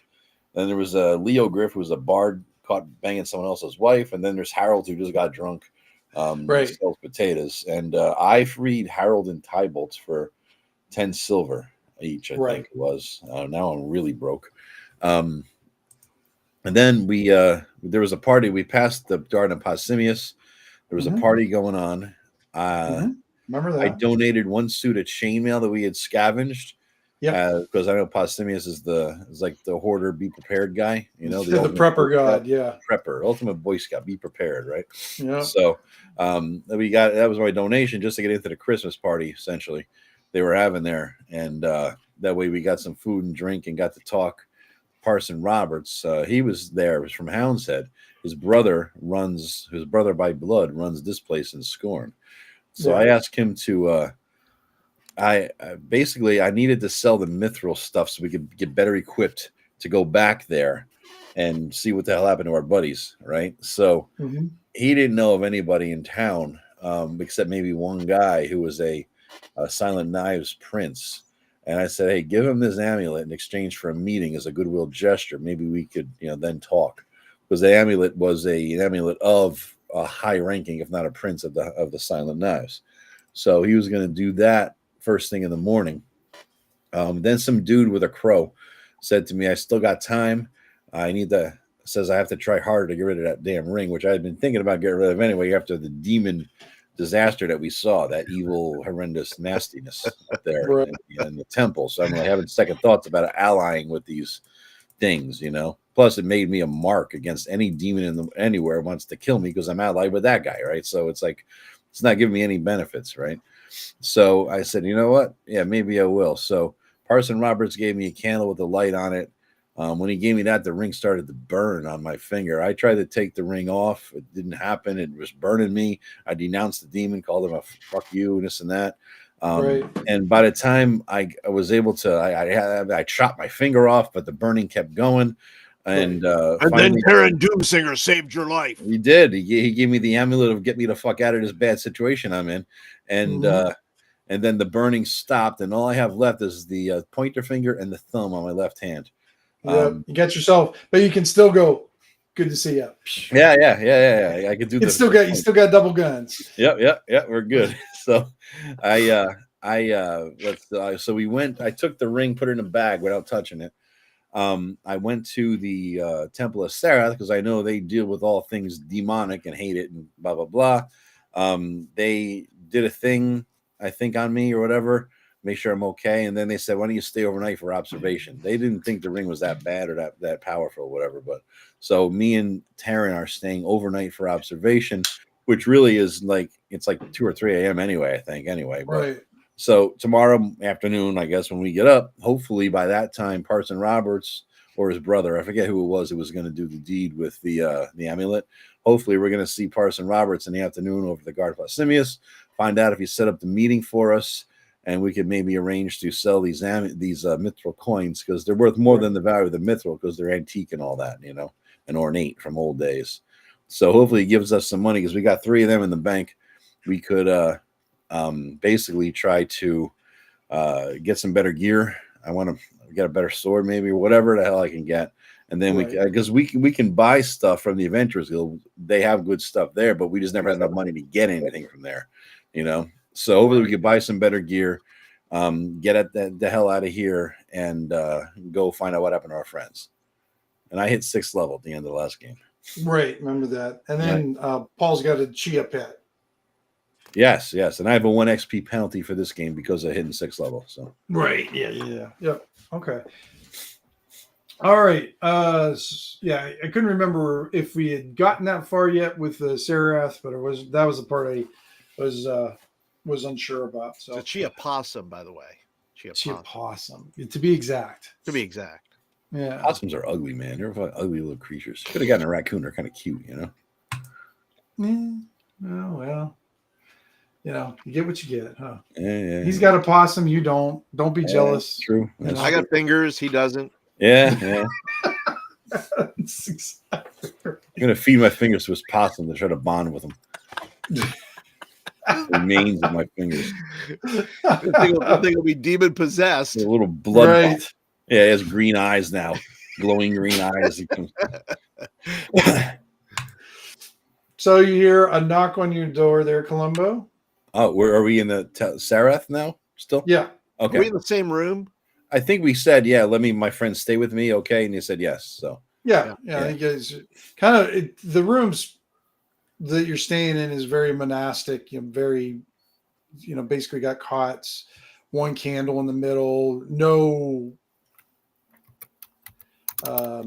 luxuries whatsoever. And even though it's cold outside, and this place is just almost like a vault, some sort of a tomb where the people can get in and out. The way it's almost built, it stays warm where you're at, and before the sun rises, you hear a knock on your door. All right. I'll go to the door, open it up, make sure I don't have like evil demonic appendages first, so they don't kill me upon sight. No, you don't have any evil demonic appendages. All right. No horns. I wanted a horn, one horn or tail or something. Anyway. All right. You're getting there, maybe. Yeah. Yeah. Now you just got, just little nubs on the jacked up hand. Yeah. Yeah. And Tim, I forget. Did you say I can't use a shield anymore? Was that the gist? No. You can use a shield. You just can't use 2-handed weapons. 2-handed weapons. Okay. All right. Yeah. It won't stop you from using a shield. All right. Good. You see a teenage boy with a tray of food, and he enters without saying anything. He just kind of walks by you. All right. And he moves the candle from the small table, puts the tray of food on the table, and then turns around, walks out, closes the door, doesn't say anything. Okay. Thank you, I think. Yeah. Sit down, look at the food, and look at very basic food, but it looks clean, looks good. All right. Yeah, might as well chow down. Yeah, and there's enough that there's like one. You're kind of insulted by the offering of ale that they have with it. It's just a small cup of ale. It's it's just enough just to wet your whistle, and nothing much more than that. So me and Tarin are sharing one plate of food. No, we each get you both get your own serving of food or whatever. Okay. So All right, yeah, chow down. Okay. Wait for Yeah, and then soon after that, outside while you guys were eating, you hear a bell ring. Okay. And then soon after that, you hear people walking outside your door. All right. Where you're at, like where to describe it a little bit better, where they put you at is this one branch hallway where it just looks like almost like a hotel. You know, you just have a series of doors, and there's door right across from you, and then down a little ways there's another door across from that. And there's not much feature to it. There's not much ornamentation at all in this. But you hear after the bell, you hear the doors open in the other chambers and people moving by your door. All right. So our door does not open when that bell rings. No. It just sounds like they're opening and they're just leaving their rooms. Yeah. I'm gonna open the door and see what's up. You see acolytes, people dressed in Saras, and you can tell by their garb and everything. We're talking acolytes, so these in gaming terms, not even leveled. Heading towards outside the hall, heading towards something. Okay. I'm gonna wait. They're probably going to church. What is going on out there, Columbo? I think they're going to mass. I don't want to enter mass with the taint of who on me. Might get. And as you try to put one piece of morsel in your food, Tarin, the possum grabs it out of your hand really slowly and then puts it in its mouth and starts eating. Well, even ugly animals like you must eat. Then he takes a bite himself. All right, and then not too long after the crowd disperses, you see the priest that greeted you the night before approaches you. Just that woman, yeah. Yep. So I hope you rested well. We did. It was thank you for the meal. That was unnecessary, but appreciated. I feel okay. Do you sense any of the taint on me still? We'll have to be determined. I don't think you'll have too much, but if any taint is upon you, we will purge you of it, and then it won't be an issue any longer. Much appreciated. Much appreciated. Why don't you come with me, and we'll get things started. He looks at Tarin again. He's like, you may come also. Are you a follower of Pausanias? We share similar values. You're a doom singer. I am. You see her kind of nod at that. She's like, okay. Interesting. But why don't you both come with us? The one thing I have to say, Tarin, please do not interfere with the ritual. I know your people are prone to explosive outbursts. What? Yeah. Are you saying that we're explosive? Did we blow up at just about anything? Well, only with beans. I've noticed the beans is when he blows up. Other than that, he's more calm than most. But my lady, I would like to donate something to the cause, regardless of how the ritual turns out. Just an appreciation for your kindness here. We have I'll give her another set of chainmail just for your people. No, we were down to 2. Okay. She nods. Appreciate it. Thank you. Yeah, before Tarin gets too loud, he starts like a breathing exercise. He's like, 1, 2, 3. Yes, I shall not. I shall not interfere. There'll be no interference. I was going to say, Ken might remember that we might have a little flashback in this next scene. So you enter a room, and the room is a library. There's walls of tomes and books and scrolls. It's a hexagonal shaped room, and it has 2 levels. You guys are on the bottom level, and really the second level is just basically a balcony around it. But there's another level of bookshelves up there. Yeah, There's some chairs and everything. There's a giant fireplace in the center of it, and there's a chair there, and you see I don't know how to describe it, but like a curved carpet or rug, like with the symbol like a snake coiling around it and entwining a spear on the center of it, and the one chair is in the center of that, facing the fire. Okay. And she motions, please sit. And that chair? Yes. Oh, all right. That seems like a grand chair for such a lowly. All right. Well, yeah, sure. I'll go sit in the chair. And there's a few other people, and these guys, as you're walking by them, they have the same ornamentation, same. It looks like the same sort of importance within the temple. They all look like priests. No acolytes here, except for one guy who was at the fire, and he's wearing what looks like burlap sacks sewn together. And he turns around, and you see all these boiling pustules on his face and his hands. Oh man! And he's like picking. I know what he is. And he's picking at his hand, and he goes, "Is this the one?" and then you see here the priest. It's like, "Yep, this is the one." And you are a sin eater, are you not, sir? I've heard tale of you. I am a sin eater, very wise dwarf, very wise. And he's like, you look like you would be a great feast for me. You have much inside you to consume.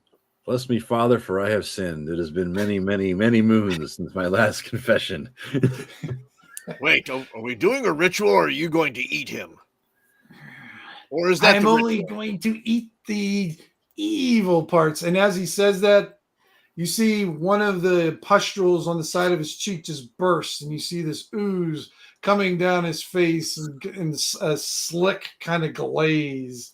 And he just kind of wipes it away, and he looks at it as his hand, smells it, and then he starts heading towards the seated Columbo. Oh.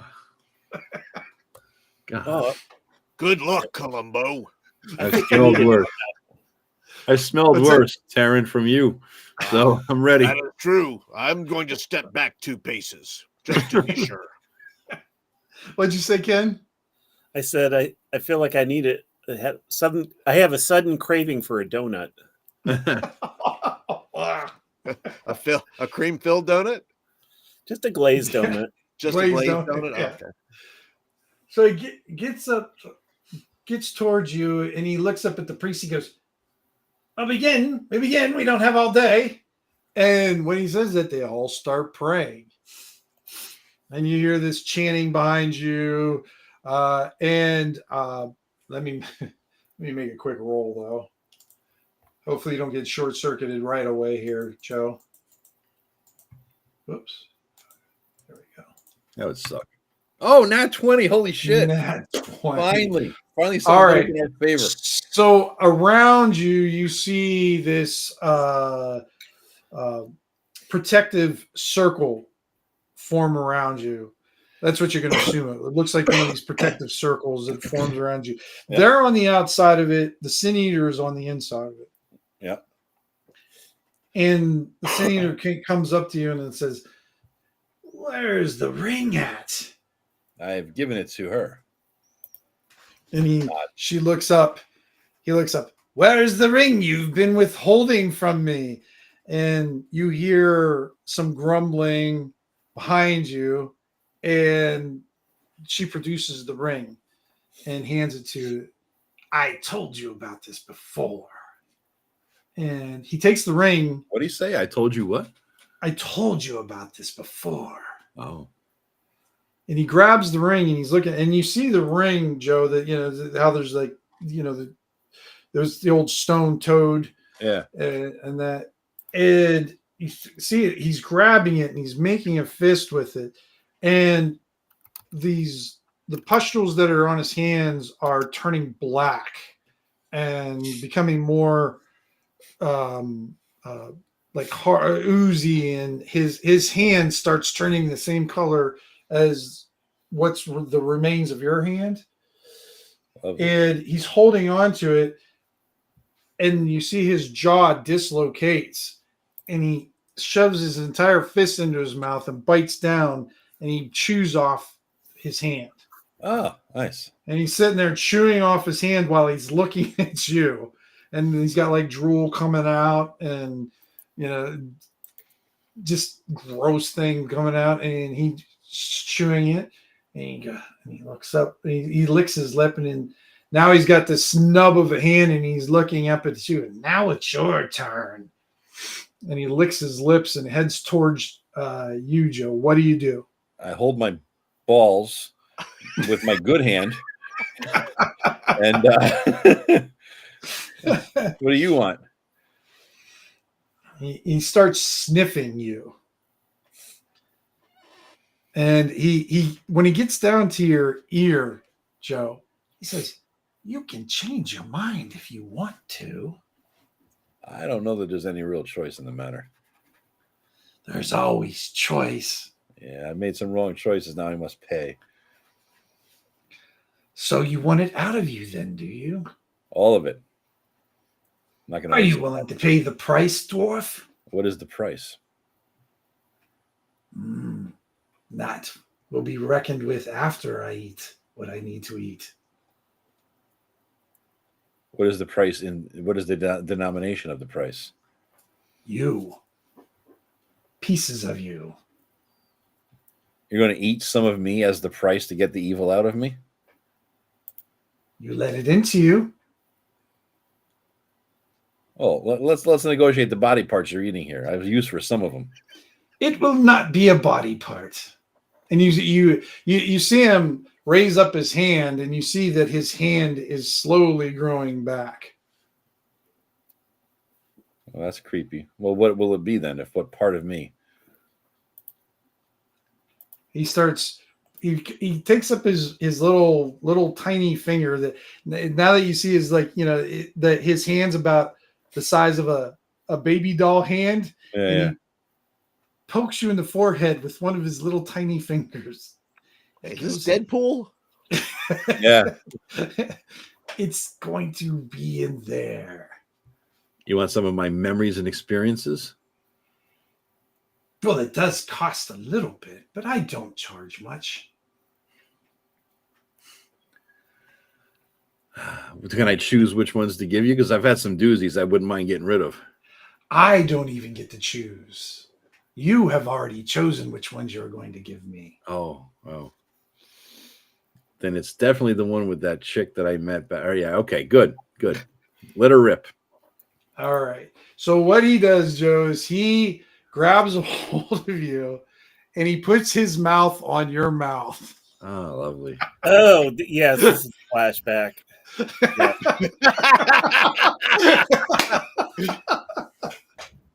And you start. I can't believe you're doing this again. He does it to each of my characters. Snickle got a little of his action too once. And you start feeling like he's drawing something out, like it's like tearing, even though it's physical pain. You're not, it's not like body parts are falling off. He's ripping stuff out of you, and it's not surgically removed. Yeah. This is like he sees an evil, and it feels like just a ham-fisted thing. He grabs it, rips it out, grabs it, eats it, rips it out. Yeah. And after about what seems like an interminable about Tarin, this lasts all of probably 10 seconds. This happens. Tarin would like to use his X card. Tarin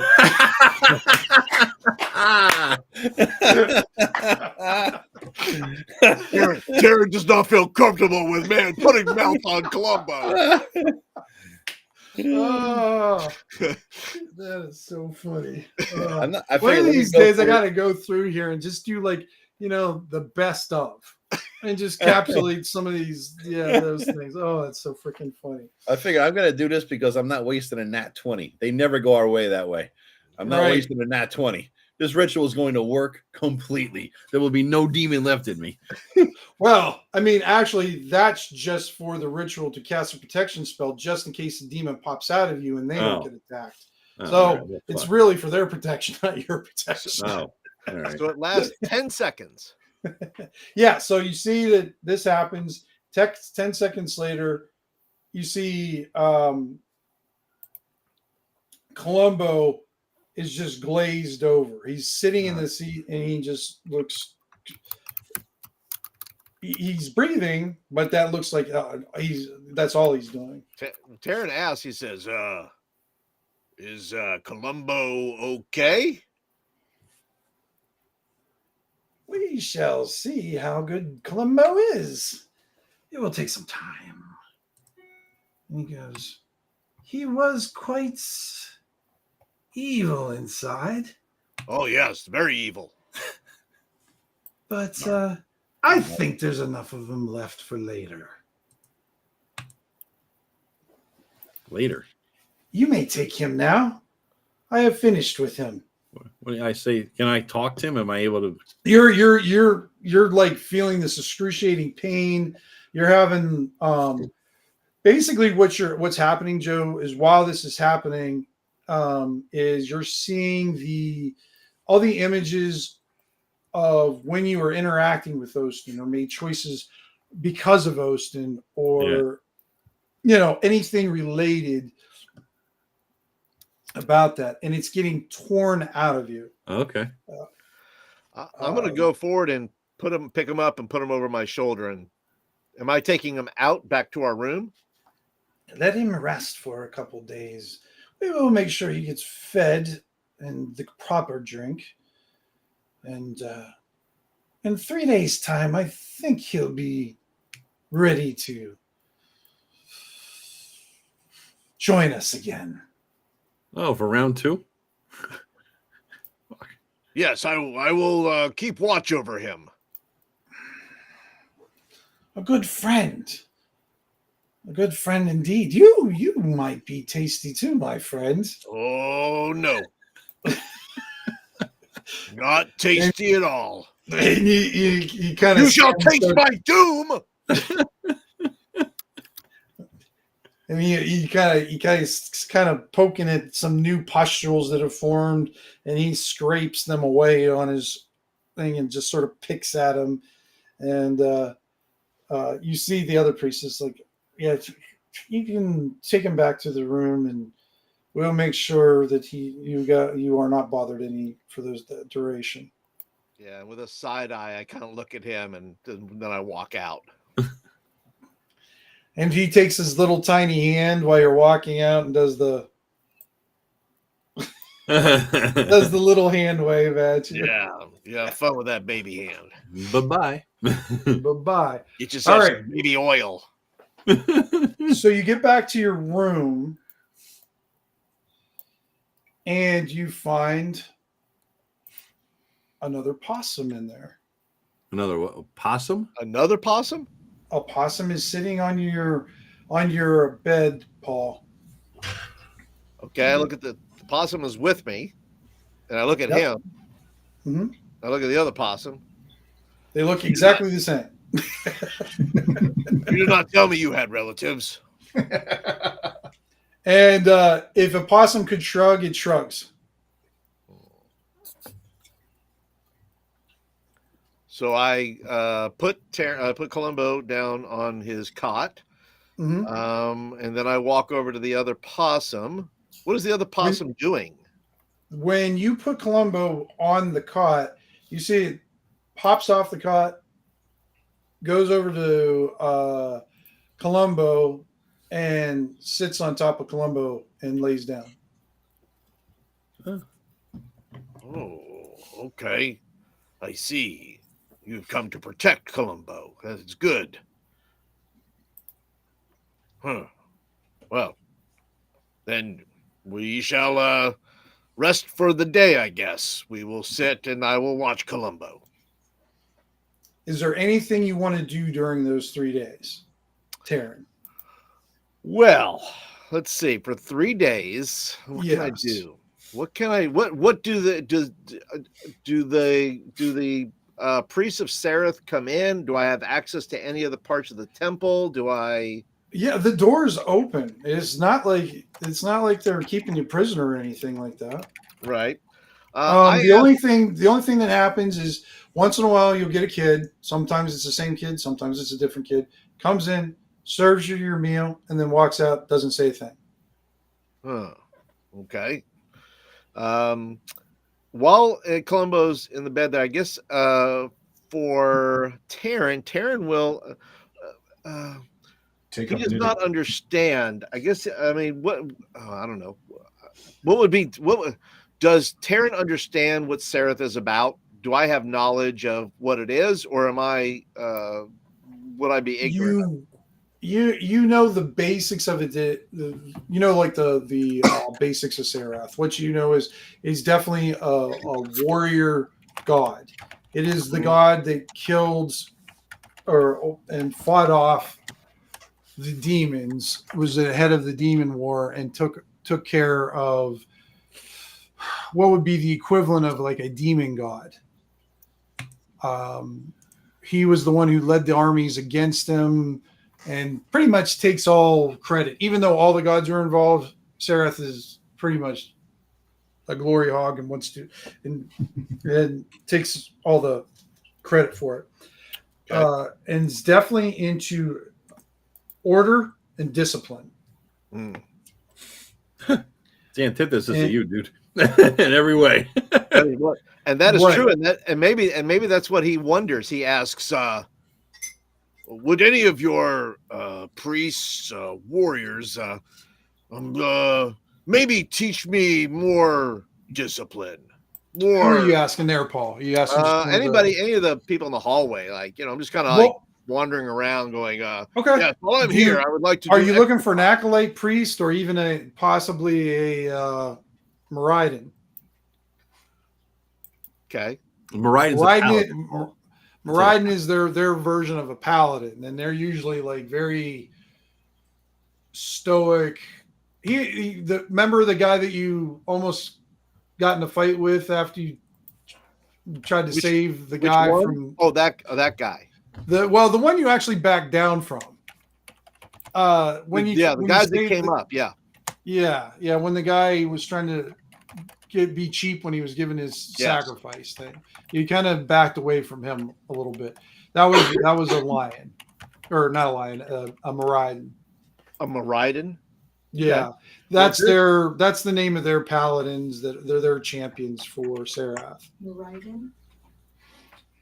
Yeah, I think what I'd like to, if I can learn some sort of skill, discipline, that would be that'd be something I'd work on for those 3 days, because Tarin finds himself, he finds himself in that weird place where his actions are not are not fruitful in many ways, and so he has to discover another way to get things done without he's still going to be him, but he's going to be he needs to be more disciplined. He wants more tools in his toolbox. He does. He needs it, right. Clearly Tarin is a hammer and everything else is a nail, so Right. He must open his toolbox. He's multi-classing. That's what Joe says. Yeah, that's what Joe said. So who are you going to approach with that? Then I'm sorry. Is there? I guess I don't know. Are there these Meridans in the hallway? Well, if you wait for one, you probably have got a good chance of seeing one, and since you're in the main temple, yeah. Okay. All right. Well, then I would like to approach one if one's there. I mean, they're going to see me for 3 days, so I mean, at least they know I'm there. I'm out. I'm kind of, whatever. So I approach anyone that looks like one of those Meridans, and I approach them, and Tarin says, "Yes, I'm going to be here for 3 days, and I would like to know if puts up his hands. Huh?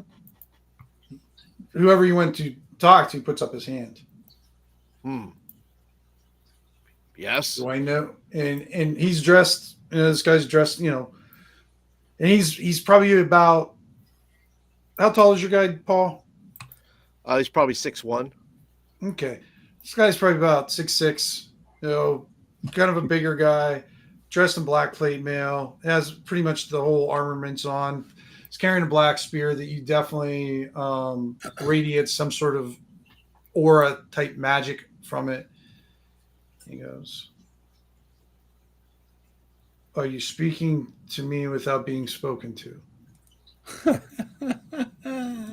He looks around and goes, nobody else is speaking, so I guess I am. It's proper to introduce oneself before speaking. I am Tarin Doomsinger. And why does that matter to me? Well, I am here with my friend for... he takes a deep breath. I am here with my friend for a few days while the priests of Sarath are working on him. And I have some downtime and would like to improve myself. And I have heard much of the Meriden and was wondering if I might learn something from you. So you're a guest of the temple? Yes. He takes his helmet that he's carrying. He doesn't have it on. He puts it under one of his arm on one of his arms. So you want to learn more of the Meriden way? Yes, I would like to learn. How much time do you have? I guess 3 days. I'm doing this on day 1, so I have three days, I believe. 3 days. Yeah. So you want to learn what it is to be Meriden in 3 days, or any portion of that is of value. Because since you're a guest, I will do this. I am thankful for your time. He looks at you. He goes, "I will have my man get you. That's dinner time, and then we will talk." He bows his head to him. And this guy turns to talk, and right behind him, you see that female priest that was helping you guys out and everything. Mm-hmm. She's walking towards you, and she leans through. What did you say to him? I just asked him for his time. While that I'm here, might I learn something from the Meriden? You are brave. Boy, thank you. Right. All right. How is Columbo doing? Well, he is fine. His possum laying upon him, so I imagine he's doing fine. There's another possum in your room? Yes. What does that mean? She looks at your possum. You obviously have affinity for... Are you favored by Pausanias or something? Is this what's going on? Well, I was given an amulet, and this amulet of Pausanias was given to me at some party, and then Columbo started to die, I think, and so I thought, well, maybe this could not hurt. So I put it upon him. I know the amulet. Yeah, okay. And so that helped him, and so then this possum climbed upon my shoulder and seems to have taken to me. So maybe I find favor with Pausanias. That makes sense. He knows which god can handle what. Pausanias couldn't possibly handle this kind of situation, so it was intelligent of him to refer to us. So that makes sense. Well, whatever your interactions is with, and she kind of whispers, Meriden Gorgon, that it does. It serves you in the way you wish it does. That is my hope. And you come around lunchtime or supper time, and you hear a knock on the door. But this time, it's not a young boy. You see a priest standing there.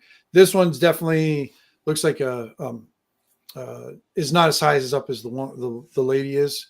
From what you can tell, you're starting to learn the different ranks within the church now, and you can see the differences in the robes that they wear and everything. So now, when you start encountering Sarath, you're going to be able to identify, maybe the different levels of them or whatever. Right. This guy kind of looks like a fresh journeyman type of priest, and he's like, "Good evening, and you are the Doomsinger, I believe, Tarin." I am indeed the Doomsinger. Yes, Tarin Doomsinger. And how should I refer to you?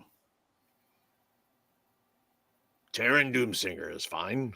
Or Tarin, or Tarin Doomsinger, or Doom, or whatever you like. Mr. T.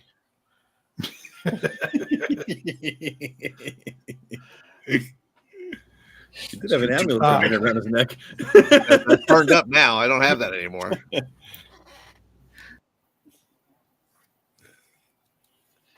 And he bows his head and he goes, "My name is Karajan. Hello, Karajan. And I am the priest of the First Order." Okay. First what Order. That means is I serve my Lord Gorgon until he sees that I have learned enough to move on and become more independent. I wish you well in your journey. This is the first lesson he wanted me to give you. Do you wish to proceed? Yes, wish to proceed. And he goes, part of the requirement would be as come as you are. Do you wish to wear what you wear? Do you have the weapons that you want? Do you have the equipment that you want? Well, I think so. It's all I have. I do not have much money or wealth or possessions. I must come as I am. Bows. Then follow me, and we will dine with Gorgon. So you go down the hallway, and he takes you into a bit of a grander hallway. Doesn't look too much different from the one you're in. Maybe a little wider, maybe a little taller. Still no ornamentation. And the door you go in doesn't look any different from the door that you have. And you go inside there. The room's definitely much bigger, but it is very sparse in its Spartan in its thing. He's got a table. He's got two chairs. He's got lighting in there. You see a bed off to one side, an armor stand, weapon stand, just some real basic things. But on the table, you see that there is some basic foods and then like a pitcher of mead in the middle. And you see him stand. He goes, "Tarin Doomsinger, Maraidin Gorgon, I am, and I greet you and welcome you." Yes, I welcome you as well, Meriden Gorgon. Before you enter, is there anything you wish as my guest? As it is your right to ask for hospitality of one thing. Only your wisdom, sir. Well spoken. Please join me.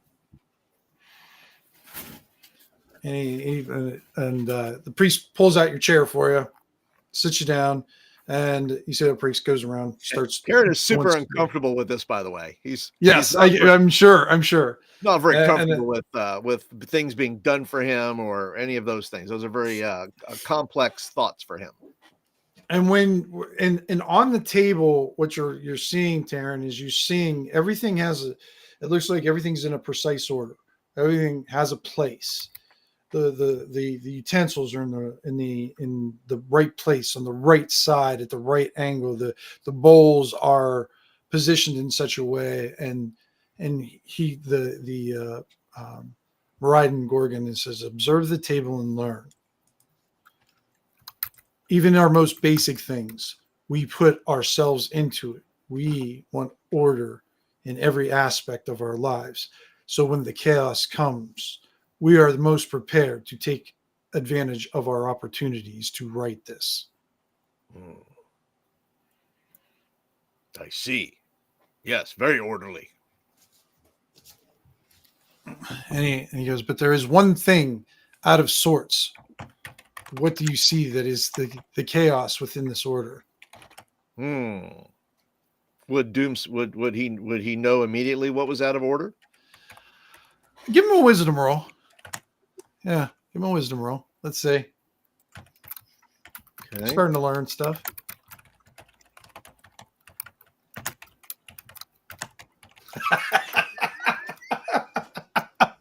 Can I catch a break? So we'll let that roll.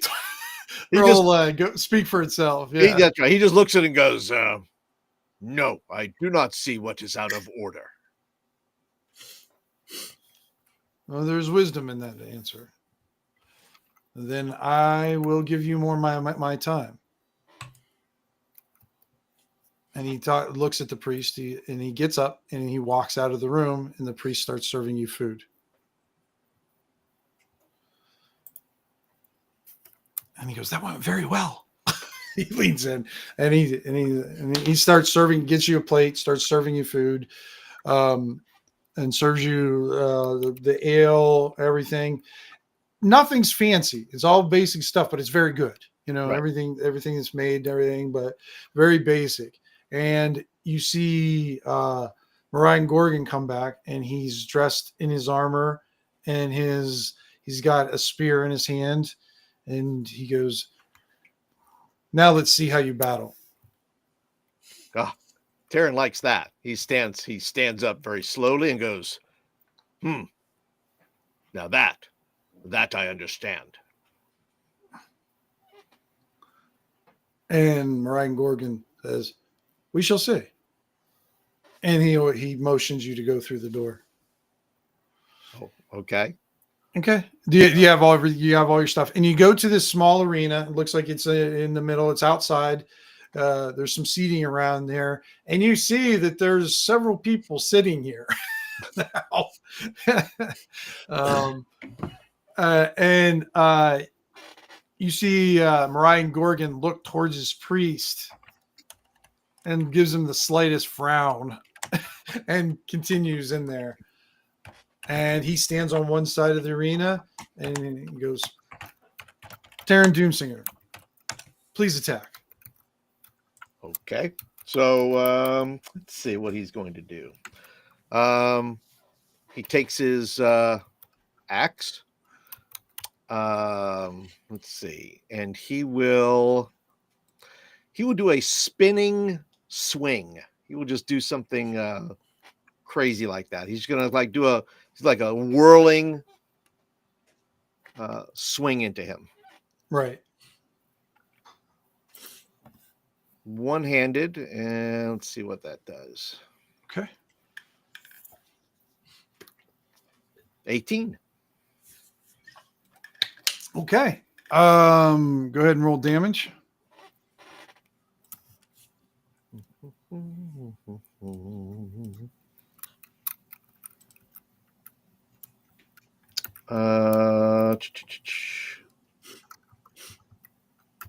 Would it be 15 or 14? 14, because that one's with your. That's correct. 14. Yep. Okay, 14. All right, go ahead and take 14 points off of your hit points as you my hit points. Yep, it reflects back at you. Oh, dadgummit. And he shakes his head. You have to know your opponent before you attack him. He says, "Chance. I have faced this once before. I saw no magic." And you did not learn from it. Can you not see the magic around me?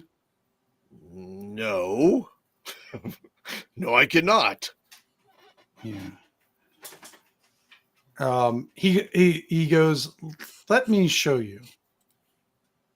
And he puts his hand on the back of your neck and he squeezes, Tarin.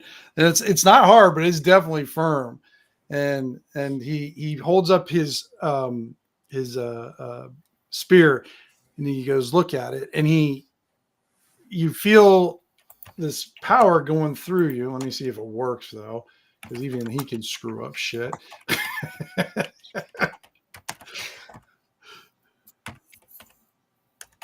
Just enough. And you start seeing this aura form around the spear. Very faint. It's hard to tell. It kind of fades and goes. It fades and goes and everything. But you do see some sort of aura around the spear. And he goes, if you train yourself well enough, you'll be able to do this. You'll be able to see the magic. And if you do it long enough, you'll be able to understand the magic. He takes his hand off the back of your neck. And now, if you attack me, what will happen? If you've experienced this before. Well, if I remember correctly, at least in the people that I've fought that have had this, they've only been able to do it once. Correct. Because there's order and law even in magic. It has its rules. Learn those, because that will become your biggest friend and help you in many, many battles. Because I'm going to assume that it's not the martial that makes you afraid. It's more the magic that makes you afraid. You would be correct. Or fear. So the first thing you must do is know your enemy and learn that one the most. Study that one the most. And he bows his head to him. Yes, I see wisdom in this. All right, make a roll real quick. And you're going to need an 18 or above. Okay, what am I rolling? Just a straight roll. Just straight roll. Okay. Or yeah, you need a D20, but you just won't have any bonuses or anything. It's just a straight roll. This is almost just the base luck roll. Okay. And you can use your luck on it too if you want. Yes, I would like to use my luck since I have not used it. Might as I'll well. re-roll that. Oh crap! Nice. Okay, but nothing bad happens or anything like that. But you're under. You feel like you've understood about a little bit about what he said. You take in what you want to take in of what he said. And he dismisses you, and you can go back to your room at this time. Okay. Joe. He bows and leaves. You are standing in front of the demon temple in that cave. Okay. With a stone toad. And you see the ring in its mouth. Yes. And you hear the words, take it. No. Take it. You have in the past. I'm a different person now. I hold up my hand. It was missing some fingers. And it's not missing fingers right now. Wait, look at that. No. And you see the sin eater come from around behind you. And he holds it up to you. Why don't you take it, good sir?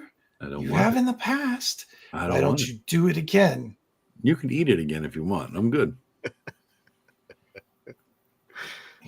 And he holds it out to you, and he starts trying to touch you with the ring. I'll back away. Why have my weapons on me and shit? Yeah, you got your weapons on you. All right. I'll draw the weapons and shield out and back away. You're going to kill me? I'm only trying to offer what you really, really want. I'm just defending myself against the taint of evil. What if I said you could be more powerful if you wore this? Nah. What if he promised you more things? Nah, I'm good. I'm good. And you see him kind of start scratching at his face again, and the little pustules start popping. So no, you choose no. No, I choose no. And he goes, well, then take the ring now. and you see that it looks like a mithril ring, Joe. I'm good. No? No. Is it me? You are kind of ugly, but no, it's the ring. And then you see his hand. He opens up his hand again, and the ring's gone. And now the cave evaporates like around you. Yeah. And now you're in the battle with the demons. And you see those demons around you fighting, and you see yourself in the midst of those, like you're the third person viewer. Yeah. And while that fight was going on, you see just off the way, you see a small stone toad watching, observing the fight. All right. Do you do anything?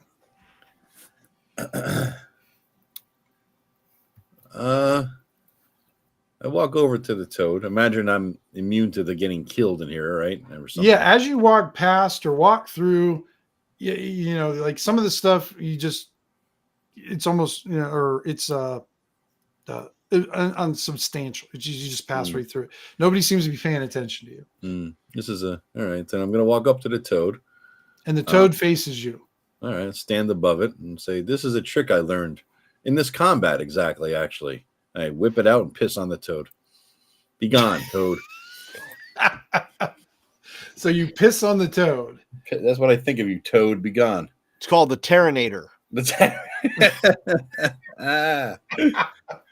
All right. The shower of doom. The shower of doom. That's right. The golden shower of doom. I love it. Oh, Special attack. it hits with a nat 20. It hit me? Jumps. Yeah, it jumps and it bites you, Joe. And it's going to try to swallow you whole because it hit a nat 20. Of course. You take 4 points of damage from the attack, and now you have to do a strength check. You got to beat a 15. You got to beat a 15 or above. Okay. Yeah. Right. Remember, for these kind of things, because you have grit, I can't remember if is your grit for strength or is it for dex? Oh, okay. Yeah. So what do I have to get? You beat DC what? 15. It's a tough one. All right. Oh, got it. Time. So you break free from it. What do you want to do? I'll stab the toad in the face. Imagine as my dream, I have a masterwork longsword. Now I'll use the good one. Yeah, well, this thing's doing physical damage to you. Yeah. So, like, while everything else was ignoring you, this thing saw you and is coming after you. All right. Yeah, I'm swinging. Okay. Oh, who's your daddy now, Toad boy? Man, we're getting severe rolls now. Damn. All right. All right. Now you get to remember to add another die to your roll too, Joe. Okay.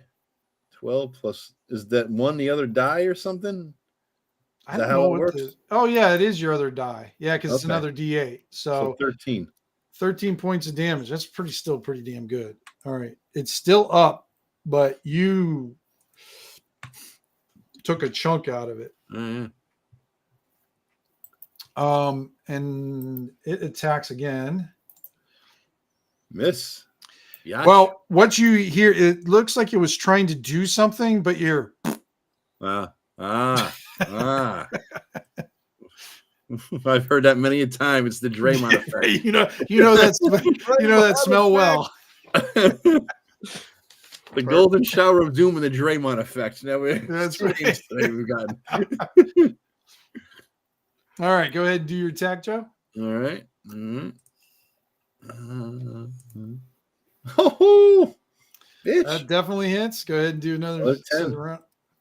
All right, you slice into it, and the toad turns to stone and crumbles to the ground. All right, and you start hearing things outside, but you don't seem to be able to move yet. Your body is almost, it's like you want to move, but your body isn't ready yet. Yeah, it's still kind of churning around, and you're hurting inside quite a bit. But you notice that there is a possum sitting on you. I try to mouth or mumble, Tarin, your beast is on me. You know, you can't look around, but you don't even hear Tarin in your room. All right. Why do I smell him? Because I'd smell him before I heard him. Well, his smell lingers, so it's hard. Right. That's not going to help you. Yeah. There's no Febreze in the world. All right. And the next day, what you see yourself at the party, Joe. Yeah. At the and you see yourself taking off the ring. And this is a third party view type thing. Yeah. And while you're watching it, you see this creature that you didn't see before holding on to the ring and gripping onto it. And it looks like it's made of a decaying thing. It's like an amorphous creature that's just sort of holding on to you. But as far as you've seen, this thing is like the epitome of like evil and vileness. And it's got a hold of you. What do you do? I'm at the party. There's a thing holding me, like with his hands or with energy?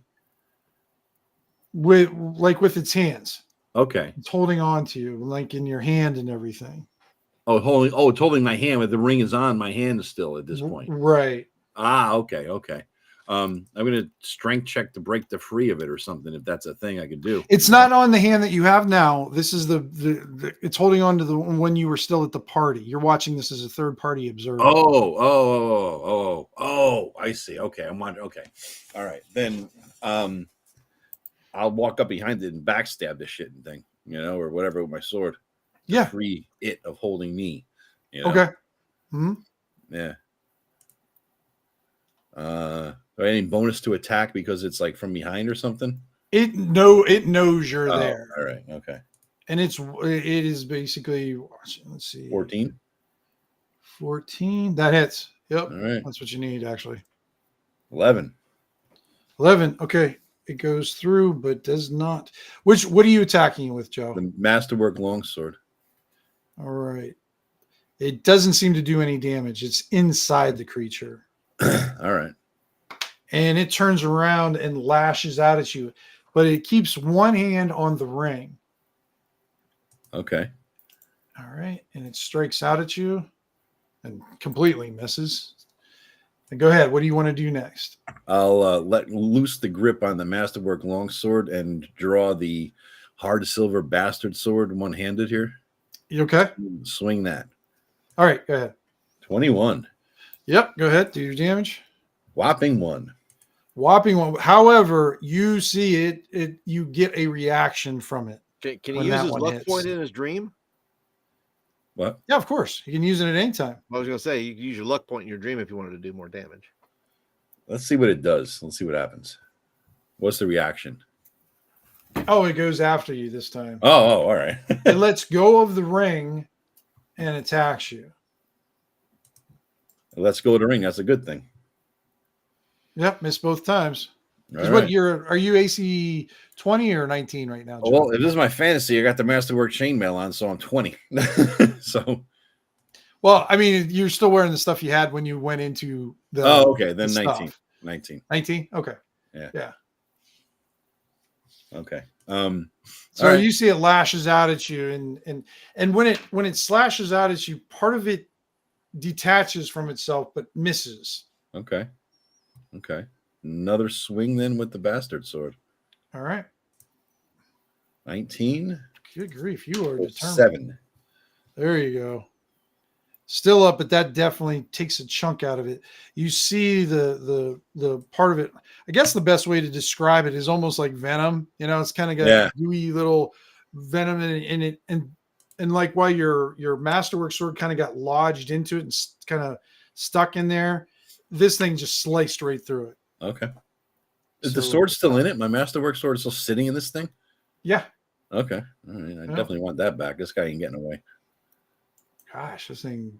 Nice. That one. So you see this thing feebly flailing at you, desperately. Right. Another one. 22. 22. 22. Yeah, that hits. 2 points of damage. All right. And it's only going to get one attack on you this time because it's all mock. Well, I don't think I've rolled above a 10. And it's got +3. All right, your attack. Oh, missed it. All right. 23. Okay, grief. I know. I'm checking the formula. Make sure I didn't fuck it up in some way. Yeah, that's No, right. you're just rolling high, dude. Yeah. You see it kind of, it just sort of evaporates into a black goo. I'll grab the sword out before it kills the sword. No, it falls to the ground. It doesn't do any damage to it or anything like that. But what you do see on the hand and the finger and everything, you see that goo still on your hand. On the hand that of the me that I'm watching. The me that you're watching that still had fingers that will soon disintegrate. Gotcha. Okay. All right. Okay. All right. And now, Paul, what do you want to do for you? Are you going to go back to the Meraiden?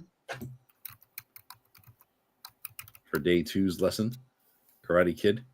Yeah, I was going to say if does the acolyte come back to me, or is he assumed to, or am I the acolyte supposed to go find knocks on the door? Got me. Yeah, so the acolyte comes get you. Okay. And he says, Meraiden Gorgon is waiting for you. And when you approach, he's got his bat to you. He's in the battle. This time you guys are in a courtroom or courtyard, and he's got his back to you. He goes, "What would you give as a gift to someone who has saved your life?" Well, I would probably pledge an oath of some kind, a gift of protection or of loyalty. And what would you pledge to a god? To a god? Well, I would pledge my life, I guess. Have you done that?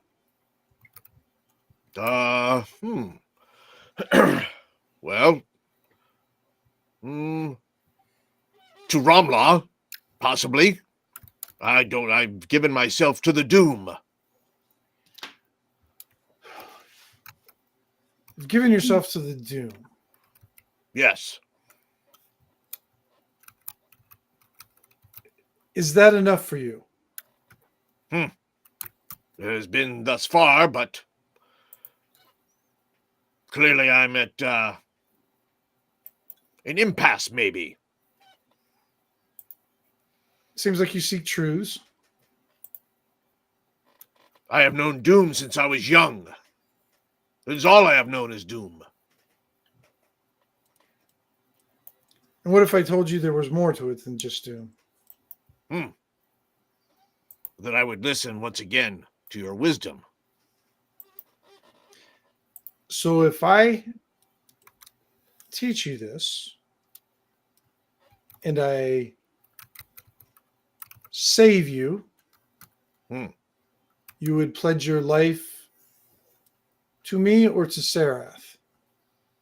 That depends. Are you a god? I am not a god. I am a servant, like all of us. Well, then I would pledge my loyalty to you. My loyalty is to Sarath, and if Sarath saved you, you would pledge your life to him. If he so saved me, how would I know? What does that mean? That's what I want to show you.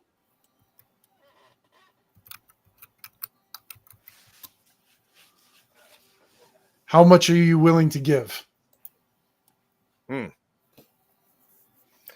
Tarin says, he turns around and faces you, and you see that he doesn't have his armor on right now. He is dressed. I mean, he's still kind of dressed in dark clothes, right. The brooding dark stuff and whatnot. Doesn't have his weapons on him. And he walks towards you. He goes, "I'm standing before you as a man, as a teacher, as a faithful as Sarath, and I am offering you the chance of a new life, saving you from the doom, and learning our ways." Well, Tarin thinks about this. He thinks it for him. He says, To give up the doom. Would I still be a doom singer? You will always be a doom singer. That is part of you. But you will be a new order of doom singers. Yes, so to speak. A new order of doom singer.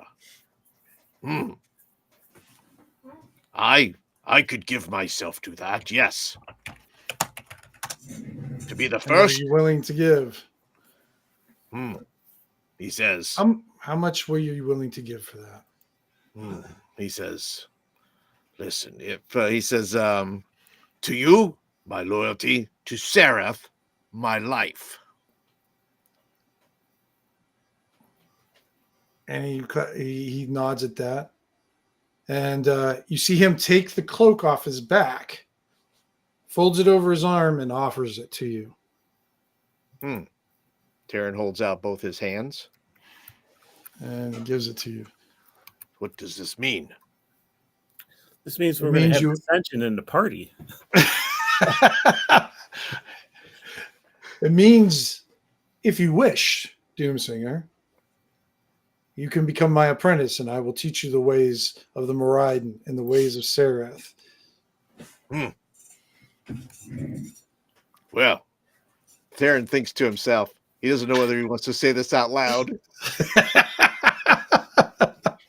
He's thinking to himself, if I cannot beat them, I shall join them.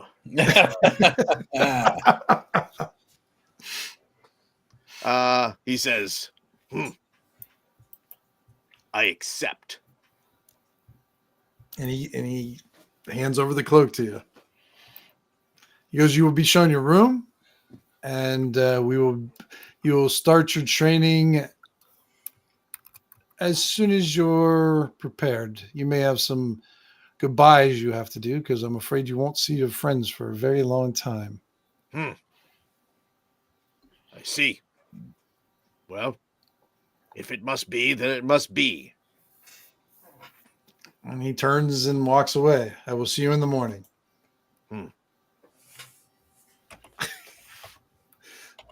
Okay. We're going to roll a new character.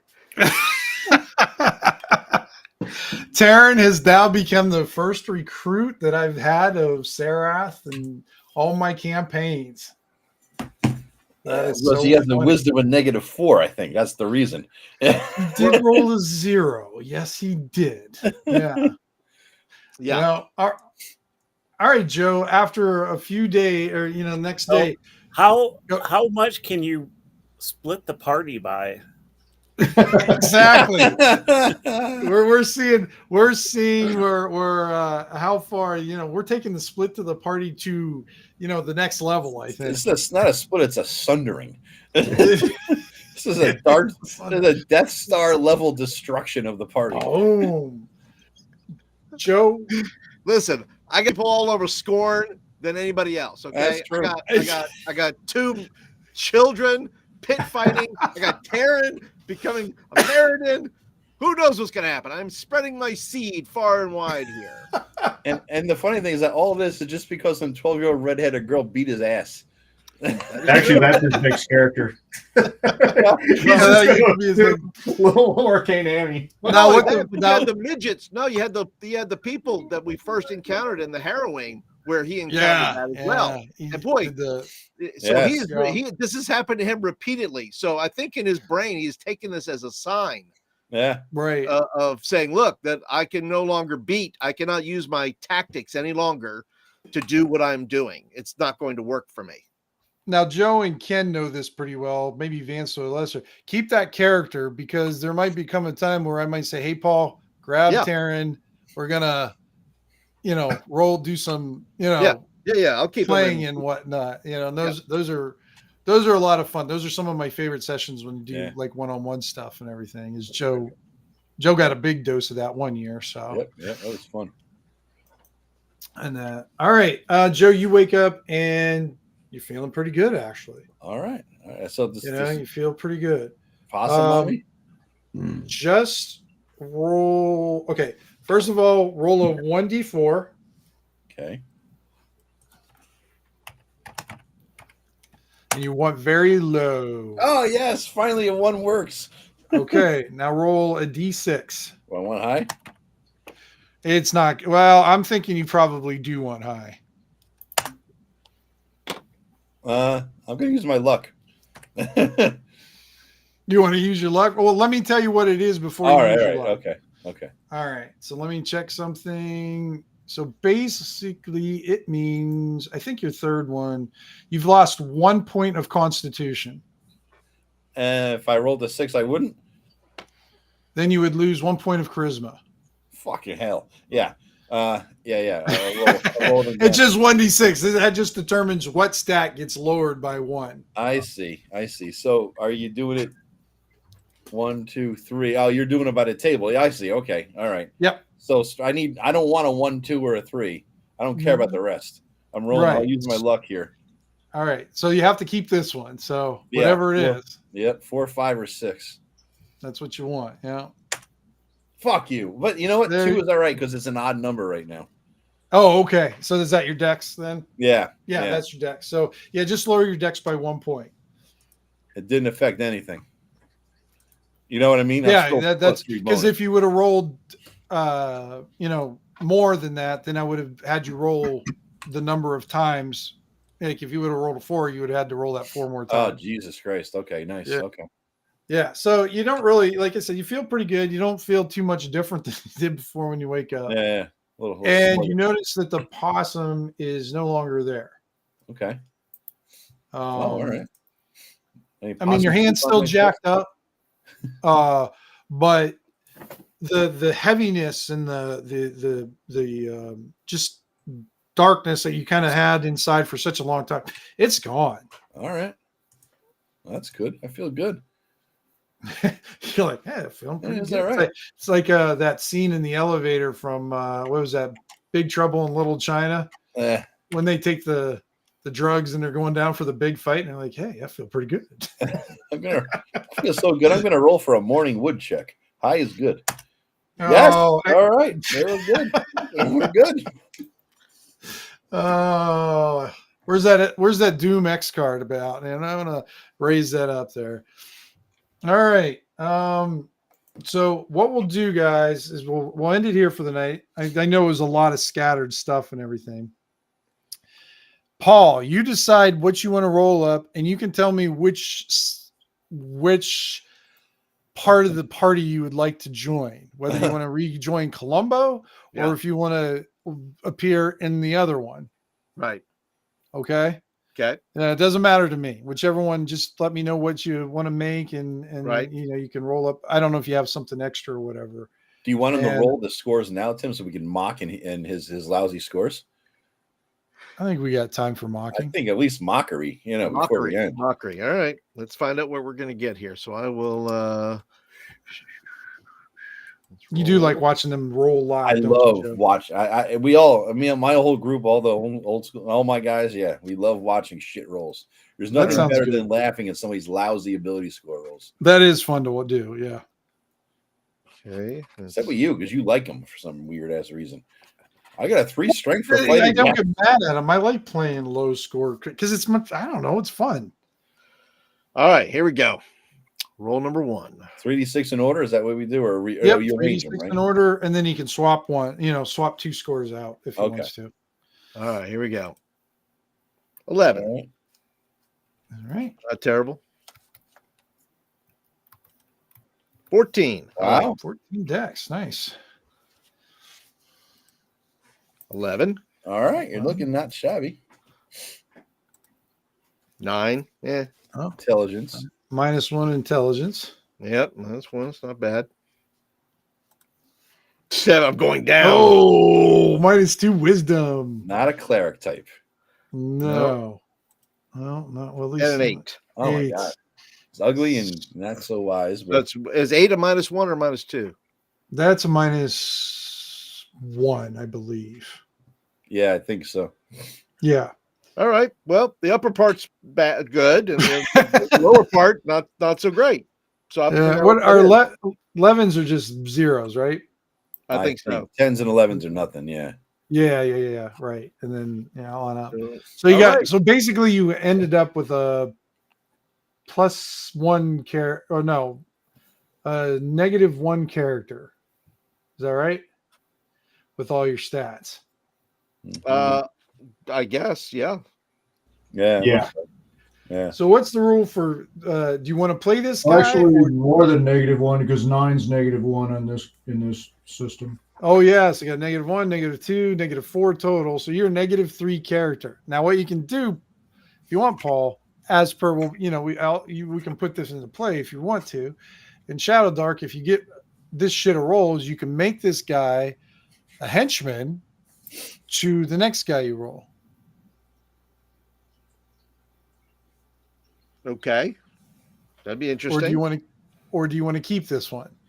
That's a good question. I mean, well, obviously, if it's a Dex, I'm gonna play a thief, more than likely. Well, remember, you can always swap one out if you want to, too. You can always swap what? Swap a stat out. Like if you want your 14 to go into your intelligence, and you can swap that out if you want. I allow one swap. Yeah. I don't know. Probably. I mean, like I said, the intelligence, wisdom, and charisma. Like I said, I don't know if I'll be using much of that necessarily, but intelligence for thieves, yeah, a little bit. A little bit. A low wisdom is good for thieves. Right? Yeah, they won't question it. Well, I'll leave it to the. I will subject it to the party. What should I do? Should I have a henchman and re-roll, or should I keep what I have? And the chat may chime in as well. Yeah, what do we got? We got 8 people watching, and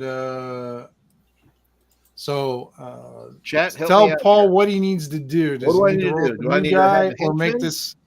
Yeah. Let's see. See if anybody. What do you think, Ken? Should he roll up a new one? I would re-roll.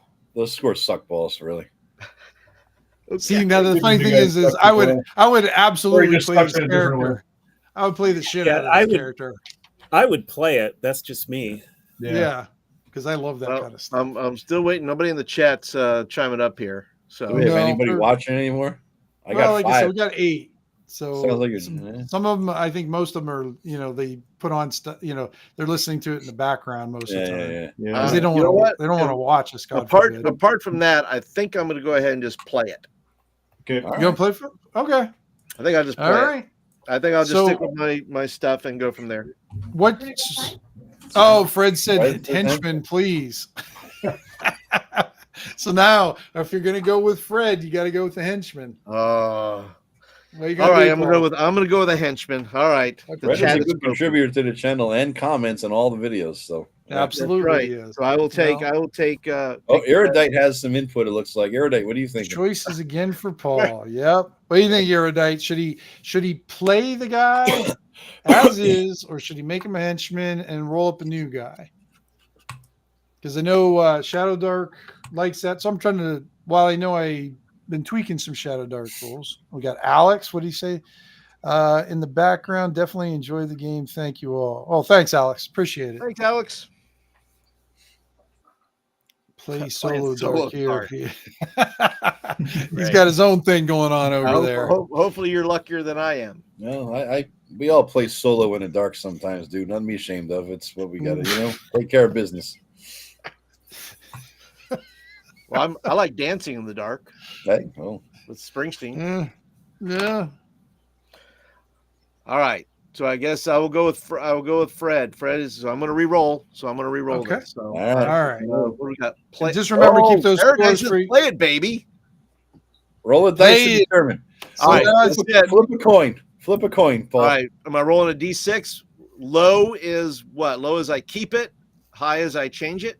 All right. Yeah, because you rolled low scores, so I think low has to be. All right. So low as I keep. Low as I keep it, and high as I change it. So let me go. All right. Let's see what you get. Here we go. D6. Just one D6 here. We need drum rolls. Keeping it. So you got your scrub thief. Yep. So what we'll do, Paul, is you can make, because what's the Doomsinger right now? He's 5th level.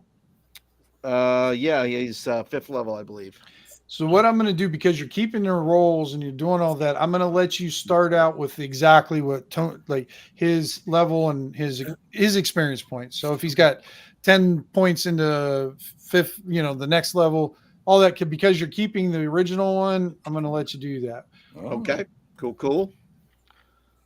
All right. Oh, I'm sorry, he's level 4. He's not level 5 yet. Really? Tarin's only 4? How? Yeah. I'm 6. How the fuck is he 4? Oh, probably. I don't know. Did you start a level back when you started? Yeah. Before? I think so. Gotcha. So just start off at the same level as Tarin, and with all the hit point, or not the hit points, the experience points that you have, and then you can roll up your talents and whatever that goes with that. Okay. Just make it up. Like you're doing. So okay. You guys, you guys haven't had a thief yet, have you? No. And I don't know if I've ever. I don't think I've had one in the party that I've. Yeah, so that's actually. I think I might have played one in one of those one shots. I seem to remember. Maybe I did. Yeah. Once I got a taste of how sucky the mage was, I think maybe my character comes out of somewhere, since we have relations with the knives. Yeah, silent knives. Tarin, if I can, Paul, rather, if I can make a suggestion, just because of March 1st comes soon, who the hell knows when we're going to get back together? You may want to start in Hounds Head, because when I leave, you'll be there already, and we need to grab the group back together again somehow. You know what I mean? Well, we talked. I talked to Paul about it. I haven't talked to Vance and Ken about this yet, but I figure when we hit March 1st or the date or whatever. I'll conclude this campaign for the most part. We'll do, kind of try to do some up. And then I was talking to Paul, and Ken and I have done this in the past, and that maybe we do like a, and I haven't broached this, like I said, with Ken or Vance yet, but do a round robin kind of DM. We each run like an adventure, but we run the same characters or something or whatever. Yeah. But we pick, but we can run we don't have to keep the same system. Shadow Dark doesn't have to be Shadow Dark, and we can whatever, somebody wants to run or whatever. Because like I said, I told Paul I wanted to experience Paul's way of DMing.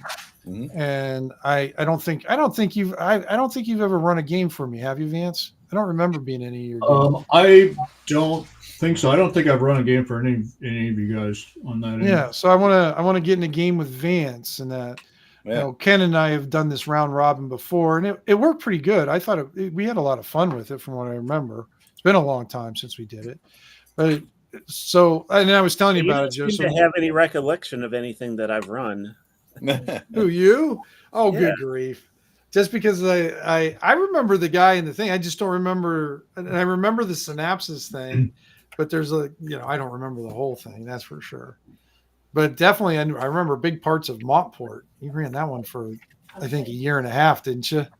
Yeah. Yeah. Yeah, I've got several adventures written off of Tim's maps that I can use. He does. Nice. He does. He'll never know either. He'll never know. Yeah, and I think it would be fun to do a round robin DM thing, and then just seeing the difference, and then like we can whatever systems that people want to use for it, we'll just kind of switch it up and do it to them. Make up characters for that one or whatever. So we can figure it out, but that's what we're going to kind of go for, Joe, after it got concluded. And that gives everybody else a chance to DM and run. I mean, because we're all, unlike, like everybody complains, or I shouldn't say everybody complains, but what they find is 5e doesn't have a lot of DMs, where the OSR is filled with DMs. We're all DMs for the most part. But like I said, I think that's part of the filtration part, cause and effect. I mean, the people who are a lot of the OSR guys, which are mainly older, not all of us, but most of us, were DMs anyways to begin with. And we kind of got filtered through all the people who used to play, don't play anymore. And they were mainly the players anyhow. So basically all the residue at the end has got filtered through. We're all GMs. So we're residue, is what you're saying. We're residue. Yeah, we're basically the We're the GM residue, residue. Yeah, we were the grounds in the coffee that snuck through the filter. Yeah, I hate that. We get stuck in your teeth. Yeah, we get stuck in your teeth and we cause cholesterol. Does coffee cause cholesterol? Yeah, the grounds do. Yeah. No shit. Yeah, not coffee itself, but like if you drink a lot of it, it can. I don't know how much you'd have to drink, but yeah. So not that I'm any health expert, but I don't know. Ivy reads all that stuff and then she tells me that. So I just bow down to her wisdom because she's read the books and I haven't. Mm-hmm. Plus, just nodding yes is always a good response. Well, yeah, absolutely. Yeah, it doesn't hurt. Yeah, but yeah. But I think it'd be a nice, because I mean you don't see that kind of style of play in maybe some other channels, and I don't know. I just think it's a cool way to see different other styles of GMing, and one of my favorite things to do during the round robin is if Paul runs an adventure, then Ken, and then Vance or something like that, and then it's my turn. I like to draw elements from their adventure and tie them into my adventure, so there's maybe some sort of tie-in or maybe just sort of my version. Yeah, each DM could do that. Yeah, I would say each DM as we round takes something from the next adventure and integrate it and expand it. Yeah, I think that'd be fun. I mean, we can do it as much as you want. Yeah. Of course, but yeah, we were talking about that night, and then I think that's the only time we really haven't spoken about it since that one time, Paul. So I just dropped a 8 or 9 foot tall dwarf into a little mini adventure that I wrote. So there you go. That'll work every time. Yeah. The giant dwarves, Yeah, giant dwarves. Yeah. It's a good topic for a video too, Tim. Just the whole. How come the OSR has a lot of DMs? Why is it DM heavy? Are we just the residue? Because that's my. I mean, that's my way of thinking of why we have it. I don't know. It makes sense in my head. That's why we have so many. Because I mean, even if you look at our other group, we're all GMs in that one too. Yeah. Pretty much any like OSR game I've been in, there's not just a player. There's always a room full of GMs. It's true. You know who I haven't had? Does Josh ever GM or no? Or doesn't he just? I've never had Josh GM for me. Yeah, he GMs, but I don't think he's not OSR in a sense. He's more 5e. Yeah, he's more of a 5e guy. I mean, but he heckles 5e a lot. He does. Don't we all? He understands its idiosyncrasies and stuff, but I don't. I would love to have Josh run a game because he was going to run a game the one time, but I unfortunately didn't get the chance to play in it because and he made it because he wanted to see me become the leader of the party, because usually I try to stay back and be more of a backup. At least at the time I was. In your game, I seem to be the lead more. Yeah. In that one. But like in Rob's games, like when Rob ran that game from you guys, I was, just try to take a back seat because I want other people to be able to experience his world that I was already very familiar with. But he wanted to see how I did as a lead as a thing. I said, Rob or Josh, it just depends what I roll. I was like, I will play. I mean, I'm not one of those guys that say that's what my character would do, but that's what my character would do. I will like if my guy's not the smartest guy in the world, I'm going to have him make not so wise choices. Yeah. I'm not going to have him maybe do the dumbest things in the world, but he may. What I try to do is maybe if I got a 5 intelligence, and I have to pay an innkeeper some money, I may just ask him, well, how many fingers is that? And because I don't understand the numbers. And so I just like, is that this many fingers? And then I just put a coin in front of each finger. I wouldn't just throw my whole pouch of money, but I would try to get around it using a different style. Does that make sense? Yeah. Because I like trying to explore those kind of things. It's fun to do that. Like, well, when I played the guy in your campaign, Joe, the dumb kid. Yeah, he wasn't the smartest kid in the world, but he was physically a fucking specimen. I rolled so high on his physical stuff. Yeah. But yeah, and then I loved making up the story that he was like that. He was a hard worker, but he got caught in a mine, and the lack of oxygen caused brain damage, and that's how he, came out. And I had a lot of fun playing him, because even though he was not the smartest thing, we had a lot of fun. I thought, kind of figuring ways around stuff that wasn't the normal way of thinking. Yeah. So, yep. But. All right, I'm going to get going. Yeah, thanks, Ken. Thanks, Ken.